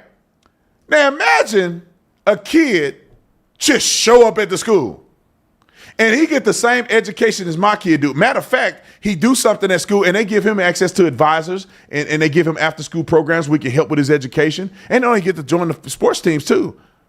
And he's on the sports team and they give out equipment to the people on the sports team and he do all of that other stuff. And he snuck into the school. It's like, no, hold on. Where's his student ID at? Oh, he don't have one. Heck no. Because all the benefits that come with this school is from all the parents that pay to put their kids in the school. And the kids that get scholarship are because of the parents who pay to have kids in the school. You don't get to just jump in here and jump in this school. Then why can't everybody just go to a private school that costs $20,000 a year for free? Then you wouldn't have a school. Come on, Scott Jennings. Hold on. Let's look at. Wait a minute. Before I stop, and Nick, you the master of doing this. You'll put this together, right? Because I ran it in between. Let's pull up Anna Kasparian, what she used to say, right? Her past videos. She said the same stuff, but worse, is what Nick said. Roll the El Clipe. Roll it. There were two older white guys. They're behind me, and in the span of 5 minutes, they badmouth Latinos loudly and very transparently. Badmouth Latinos, Muslims, and black people, okay? And I just couldn't take it anymore. And I just turned around and I told them to shut the F up. We wouldn't have experienced that before. Like that kind of open hatred where you feel emboldened enough to talk like that about 3 groups of people in the country that are different from you. And it scares me. I don't want to live in a country like that. You know, after she won the nomination, I know for me personally, as a progressive, I wanted so desperately for him not to win that I started playing mind games on myself as well. Maybe she can win. I can't listen to her. She is a wasted face. I don't know. Her face may not even look that good if she didn't have all that makeup on, like she going to a carnival, a clown show. Can't stand these people. They're liars. They're weirdos. I don't understand. It's very simple. You know, 2 + 2 is 4. Like I always say, come here legally. Okay. If we want more people to come here, which I'm against immigration. We done enough. Okay, we have done enough. Immigration should be paused indefinitely, and we should deport everybody that's illegal. And if we want to do something about giving people opportunities to become citizens that have not committed a crime, that's paying taxes, that's adding value to America, then maybe we'll hold back on y'all. We'll have a conversation. Everybody else that's on government assistance, I don't care if you own it today, got on it yesterday, you on government assistance in America right now, you're illegal, you got to go. You're in America on government assistance and you are you on some visa, you got to go. You're out of here. Get out of our country. Let us deal with the people who are here that are stupid, not adding other people that shouldn't even be here and stupid. And I'm not saying everybody's mean, but it don't matter. You don't got to be mean for me to protect my family over your family. You could be a good person, but if it's my family versus your family, who you think I'm going to pick? I just want people to understand this. If it's America or Israel, who you think I'm going to pick? So what are y'all saying? Like, I can still appreciate you and you can still be good, but I'm going to pick my family over your family if it come down to it. Hopefully we can be friends and we can be reasonable. But if you want to cut me or you want to come after me, I'm going to pick my people before your people.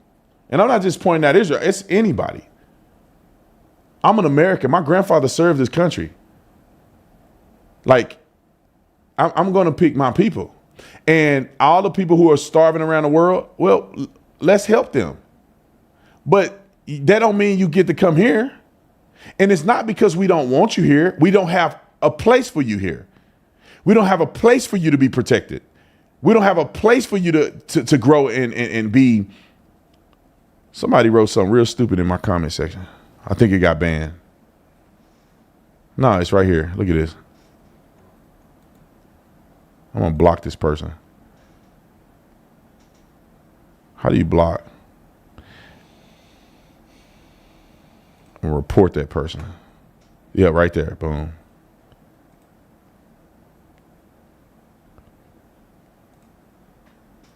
I know. Sorry, I had to interrupt the person because I think some people.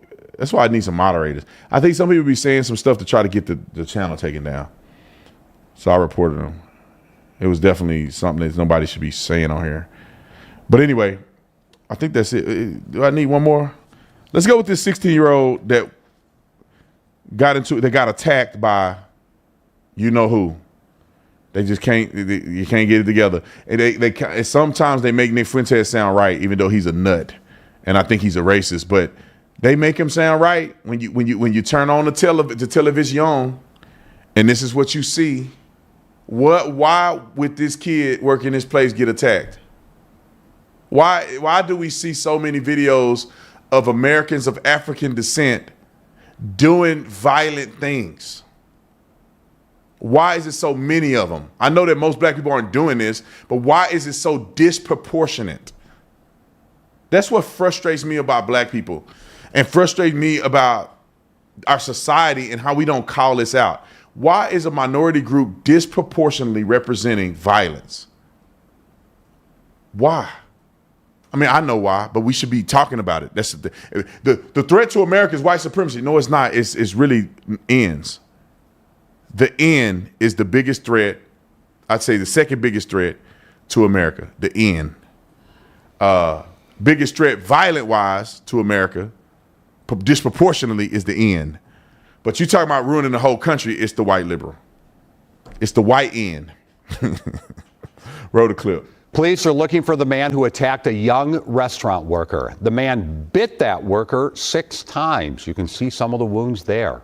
Reg Chapman spoke to that teenager in downtown Minneapolis for a story you'll see only on WCCO. The egg rolls and the chicken Vietnamese salad. 19-year-old Jazariah Sheldon has worked at the Lotus since he was 16. Every day I work here, I don't really think of it as like a job. I've known the family since I was like 13. What he never expected was to be attacked while taking out the garbage. Video from a store nearby shows the confrontation. When I walked past him for the first time, he said something along the lines of, "What are you doing here, suburb boy?"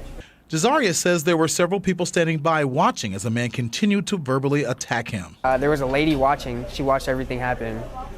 And he looks at the lady and he goes, "Watch what I'm about to do to this B word." And then that's when he starts pushing me up against the window.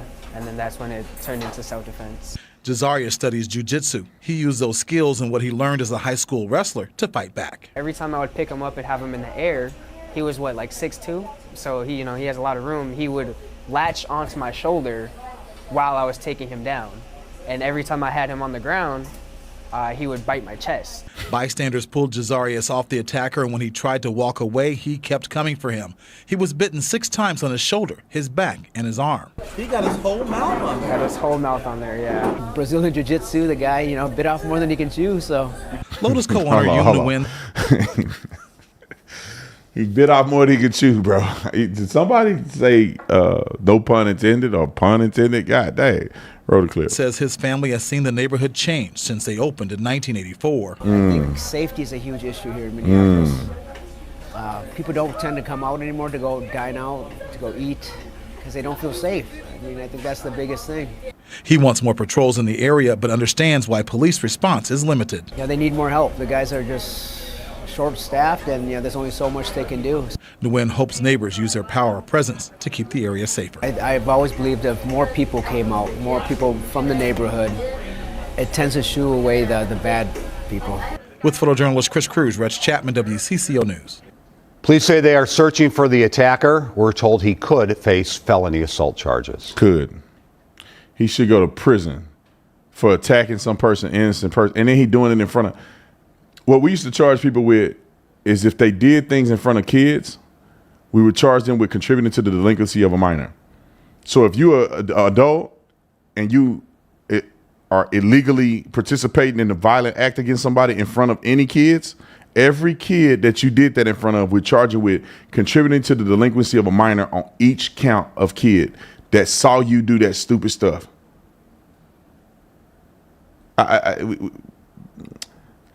There's room for compassion. There's room for love and redemption, but you can't get compassion, love, and redemption without holding a standard and holding people accountable. I often think about this. I was reading the Bible just the other day, and people just, I don't know what to think about the way human beings interact today that are functional human beings. I'm not talking about people who have a mental retardation or something like that on the spectrum, or they. Whatever. I'm not talking about people like that. I don't. Cause little kids. That's not what I'm talking about. I'm talking about functioning adults who have a reason to be knowledgeable about these things. Either a person who claims to be a Christian, that claim they read their Bible, or a person who claims to be a non-Christian, an atheist, who is of the age that they can do enough research to figure out what's reasonable and what's not. I don't understand how, as a society, we can't compartmentalize enabling versus accountability. I know people struggle. I know people smoke drugs and their parents are screwed up, but holding them accountable is what make them better, not allowing them to perpetuate a tradition of violence and criminal activity that was passed down from family member to family member.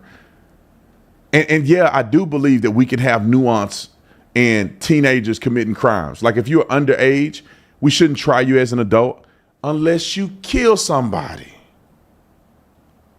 You know, and I could see a juvenile having less, like if you are under 26 years old, the punishment strictness should be leveled differently. 26 years and over, the punishment should be disproportionately extreme for you, because the male human brain develops fully around 25 years old. So one can argue that a person is not fully developed, their brain is not fully formed, and they're not capable of fully understanding. At 26 years old, you should be knowledgeable enough to understand that this is right, wrong, and have the emotional intelligence to realize that. And if you don't, you probably shouldn't be in society if you're committing violent crimes and you don't understand that it's wrong. You can rehabilitate people in prison. There's nothing wrong with being incarcerated and being rehabilitated. Yeah, we should make sure the jails are safe. People don't just get raped in there and all the other stuff that happen in jails. You should, but you know, people in there now getting their education and going to school and getting degrees and stuff in jail for on tax dollars. Homeboy in jail talking about, y'all got my bachelor's degree in jail. Well, who paid for it? Oh, I paid for your degree in jail. So you telling me if I went to jail, I get a degree, but if I'm not in jail, I got to go into debt. Make that make sense. All right. Is the Rosie O'Donnell thing worth doing? Yes. Let's put that garden tool on there. Rosie O'Donnell and The View versus Trump. All righty. This is a lot of words here. Is there a video with it, or should I have to read this? It's her post. So she made a post silencing The View. And you know what I just read today? ABC is reviewing the liberal bias on The View. The View, the show with 5 women speaking their own opinions that they are a threat now. Well, it's questionable whether or not. Never mind. Okay, they say that they're not canceling it. They're just reviewing the bias, which any reasonable person would do, which is code for we're going to cancel it. We're just trying to soften it first. Because it's not enough to run the country into the ground. You have to control what people see, what they hear, and what they think. This is so rich. And The View, well, that's a little too much women. A little too much truth, a little too much Joy Behar saying, I don't think the insurrection was a tourist visit. Let's see. Apparently, the truth is dangerous now. They say that they want balance. But what they really mean is silence. Silence anything that doesn't praise the orange messiah in his golden escalator of a lie. I'm not going to be able to see the rest of it because it's behind the teleprompter. I think you guys can get the gist of what she is saying. And she's completely, I want to use the R word, but I don't want to overuse it. She's completely wrong. It's not balanced to be biased. The women on The View don't intimidate anybody. They're just ignorant. When you have a bad take every time you come on television and people like Brandon Tatum reacts to your bad takes every single day, like people are going to start waking up to seeing how incredibly biased you really are. Y'all have no balance on the show. A bunch of PMS women on the show, probably half of them having menopause. Heat flash Whoopi Goldberg that's literally unhinged. Y'all got to give legal disclaimers, legal notes almost every time you come on the show because y'all emotional about news instead of giving factual information. It's not a crime to say we are not making money on The View anymore because we got 5 dumb women on there that are completely ignorant. Joy, what's her name? Not Joy Reid. That's another one. No, not the other black girl. Sunny Hostin literally lying about racism every time she come on there. Talking about somebody did some racist stuff at a Somebody called her son an N-word at the beach. And no video, nobody's ever heard about it, no complaints, no police report, no nothing. She wants you to believe it. Somebody called her son an N-word. Man, ain't nobody worry about your son. And then I looked at him, he looked Mexican. Like, what y'all talking about, man? So this is the crazy stuff that she said. And y'all all know the View is terrible. It's fodder for me. It's views for me.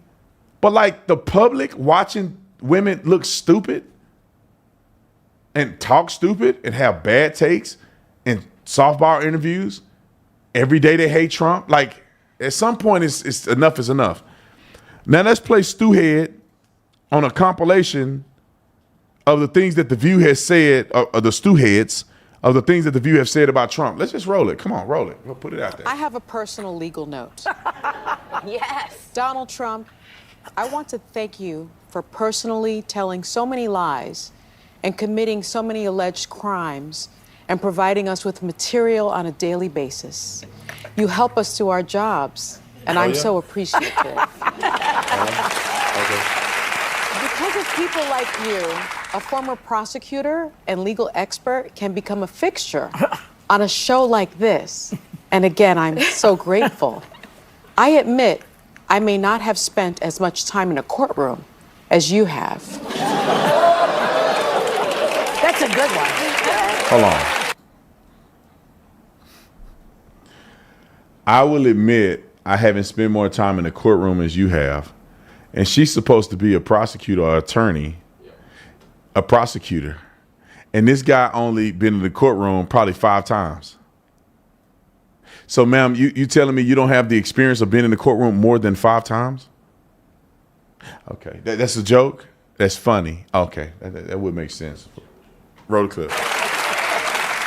I was also recognized with a Special Achievement Award by the Department of Justice. You remember the Department of Justice, right? It's the agency that's been pursuing you for decades. And like Madam Vice President Kamala Harris, I've had a history of prosecuting sex offenders. So thank you for keeping people like us in business. Hold on. And did she have to retract that? She said sex offenders, prosecution. Trump has never been prosecuted for a sex offense ever in his life. This is why y'all ain't on the air. Never in his life have been prosecuted for a sex offense. Civilly sued, and I think that lady completely lied. Anyway, roll the clip. as for dumb questions, you're always welcome to come here and answer some. If sitting so close to a prosecutor won't make you nervous. I'll even give you a free View mug. Not to be confused, though, with a mugshot. Because that's your area. He meant everything he said. You disagree with the policy, and that's okay, but there are a lot of people in the country that look at what he's doing and are applauding it and are saying, we like this executive order. We like that you're setting up more That brings me back to this question. It brings me back to the question. So the question is, when you put some of these things side by side, what kind of religion you're supposed to have. You're supposed to have one religion. Okay, so... People don't see it as that, though. They don't accept that premise. Is there a way to carry out mass deportation without separating families? Of course there is. Families can be deported together. You realize, I mean, it's chilling what he just said. You realize that when he says, yes, families can be deported together, what he is saying is that U.S. citizens can be deported. What he is saying is, if the parent is undocumented and they have U.S. citizen children or U.S. citizen spouse, and you don't want to separate them, then let's deport the U.S. citizens. Hold on, let's pause this. Even in the highlight tape, I can't just let him talk. You know how stupid that is? He's saying, if you want to all go back together, you can. Ain't no way in the world he's saying we're going to deport citizens. You can't even do that, and nobody cares to do that. But if people, and also he's talking about people who are illegal, who bring their children with them. The whole family is illegal. And the separation of the kids, because now they got to take the kids while they take them, the parents, to the court hearing. And then when a parent have a deportation order, they allow the kid to stay with somebody else in the government system. No, they can deport together if you don't want to separate the family. Or if you so sad about your auntie who was illegally in America getting deported, why don't you go back with her and make sure she's safe? Okay, roll it. And finally, we talk a lot about these different demographics and these assumptions of where they're going to go.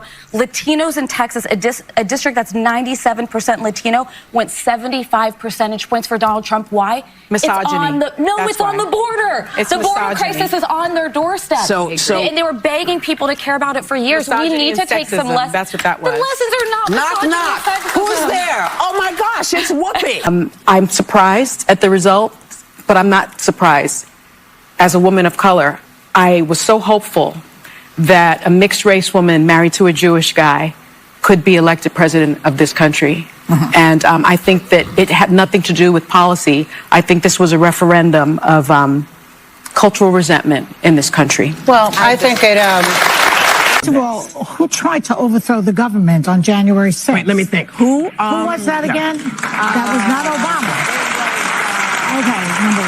You know, the thing about him is that he's so jealous of Obama because Obama is everything that he is not. Trim. Smart. Handsome. Happily married. And can sing Al Green's song, Let's Stay Together, better than Al Green. And Trump cannot stand it. It's driving him crazy. Jealousy is not green is not a good color. I disagree. All right. I think that I'd like to reframe the conversation. I think Bernie Sanders is wrong. I think the more relevant question actually is what is wrong with America? I think what is wrong with our country that the Republican Party would choose as a candidate and support a candidate who is an insurrectionist, who is an election denier, who is someone who is twice impeached, 34-time convicted felon, someone who has been accused of alleged sexual misconduct by 34-time convicted felon is very different than 34-count convicted felon. Get a convicted felon 34 times is alluding to the fact that it's almost like he did it 34 different convictions. He was convicted on 34 different charges, one conviction, not 34 different convictions. I mean, you get what I'm saying. Like, these women are silly. I can't listen to it anymore. All right. I think I heard enough. I want to do a video. I just saw it pop up. Lee Suggs. I say Lee Suggs. It's Terrell Suggs. Lee Suggs was a running back. Some of y'all know what I'm talking about. All you sport people, you know who Lee Suggs was. That tells you if you're really a sport guy or not. If you don't know who Lee Suggs is, you don't really watch football, or you haven't historically watched football. I'm gonna go ahead and do that video. I want to talk about Terrell Suggs getting arrested in Scottsdale, Arizona, which is where I live at. And I'm hoping that people learn from these road rage incidents. And Lee Suggs should know better. NFL, he may be an NFL Hall of Famer. I don't know. After this, he may not be. I don't know if he's got inducted, but he was a tremendous player. Played 17 seasons. Incredible. He played at ASU. Like Terrell Suggs was an incredible athlete, and he's probably super rich if he didn't blow all his money. He looked kind of wrong in this video, to be honest. I don't think he hit the guy's car, but he sure backed up on the guy's car. And the guy gets out like an idiot. Because in my personal opinion, I mean, man, like, if you ain't ready for that smoke, don't be getting out the car. But then Terrell Suggs got out the car and got back in the car. And I believe, and I don't know him very well, but I believe ego got the best of him. And he decided to pull a gun out. Roll the film.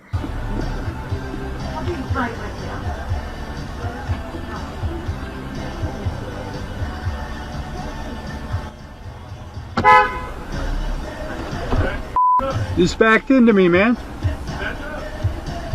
You can't just back into me to tell me to back up. I can back it up, but don't hit me. No,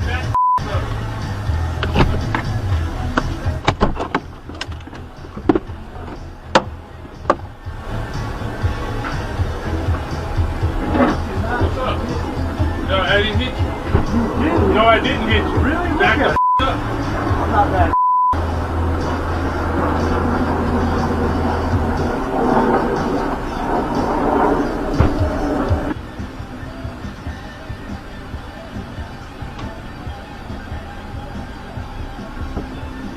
Go ahead and take it. You. You. You. Go away. Go away. Go away.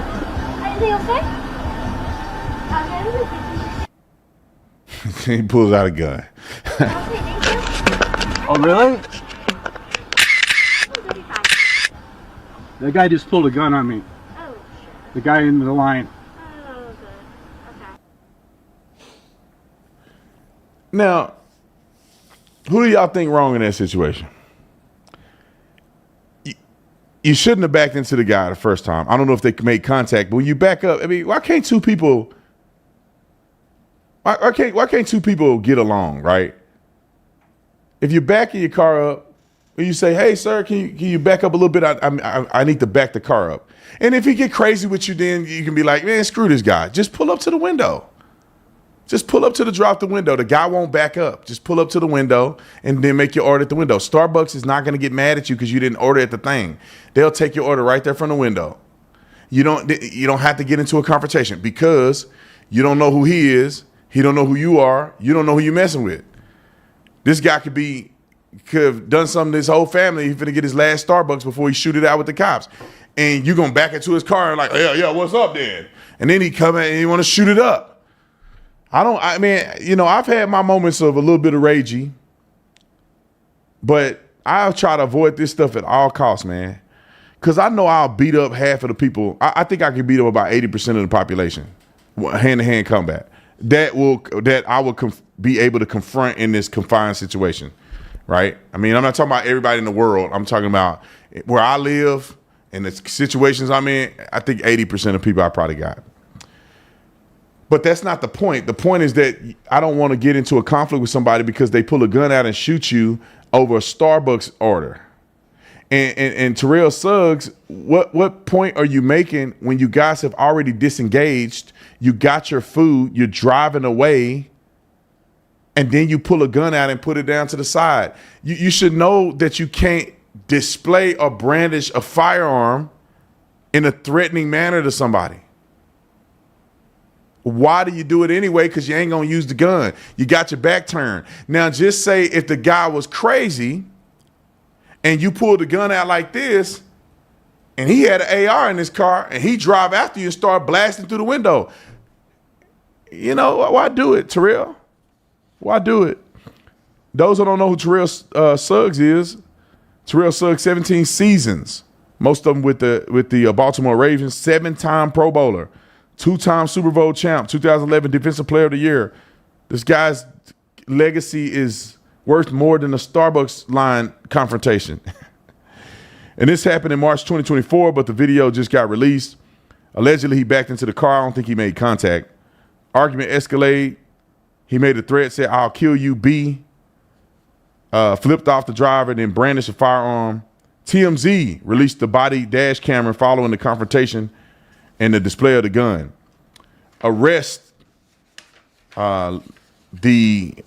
Terrell Suggs was arrested in April of 2024 on multiple charges, including disorderly conduct with a weapon. He pled guilty to disorderly conduct, spent 18 months on probation, community service, and anger management. Do I think that was a fair judgment for Terrell Suggs? Yeah. I don't think the guy is perpetually getting in trouble. He didn't shoot anybody. He pulled a gun out like an idiot. And he probably do have anger management problems. But I really do question the psyche of the guy. Because think about this. He got out of the car. That guy didn't have a gun.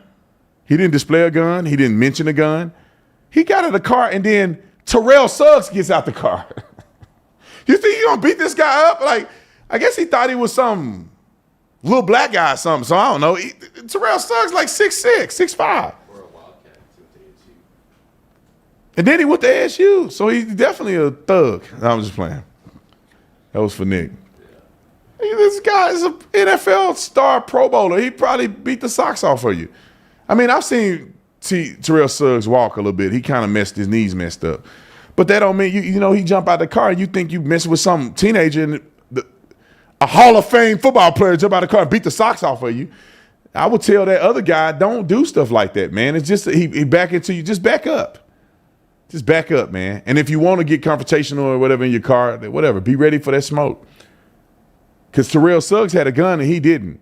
Now, if Terrell Suggs wanted to take it there, the guy would have lost his life for what? He probably could have backed up. He didn't say, I can't back up, there's no room. He just didn't back up. Maybe he was being a jerk. I don't know. But y'all don't fall for this stuff, man. It's not worth it. You losing your life. But anywho, let's look at Super Chats, see if there's Super Chats. I don't think there's many. I'll take care of it. If y'all want this shirt, just put jeans 20, jeans with an S, jeans 20, and get 20% off. Our guys did an incredible job. Look at this. This looked just like a picture, and we screen printed this. Cold-blooded. All right, let's get to this thing real quick. Let's see. Super Chats. Okay, let's see. I wish I could make this bigger. Kate Manda. Thank you so much for joining the Tatum Squad. Y'all know I can't read. Let's see. Avi. Thank you. Thank God there are people like you. I appreciate it. Let's see. KRO sent 10 the Officer Tatum gift membership. I think that's $10. There you go. Yeah, who did that? That was me. Make it bigger. Tell me when to stop. Right there. Pause. Okay. Hey, Brandon. Oh, I think it's go down a size. All right. Yeah. All right. Perfect. It says, hey there, Brandon. I'm a Tatum Squad member, and I just wanted to ask if you could send me your email. I wanted you ask you something. Thank you. Nick, can you do me a favor? While we're waiting, just put my email in the Tatum Squad community only. On you know what I'm saying? Like members only. Yeah. Like your. Yeah, just post as a post. Okay. Just members only, and you just put it because I don't know if we can specifically give it to this gentleman or not. Did it make sense what I'm asking? You want me to do the info one or your? Oh, your other one. If there's an info one, do the info one. Oh, yeah. Okay. And I'll get in touch with him. Okay, thank you. I got you, bro. We'll send you a thing. Let's see, Roy H. Welcome to the Tatum Squad, brother. Appreciate it. Let's see. I think this last one. Dang, I hate this kind of off a little bit. Ataku Cowboy. Am I saying that right? I may not be. I reached out on Super Chats the other day to send you my wife's book and get info from you. I never found your email though. Oh yeah, look like you're a Tatum Squad member. So we'll put the info email out to all the Tatum Squad members. So if you want to get in contact with me or whatever the case may be, just send me an email and we'll try to get back to you. I can't make any promises, but I will do my best because I do get way too many emails and messages, and sometimes it's a lot. So God bless you. God bless America.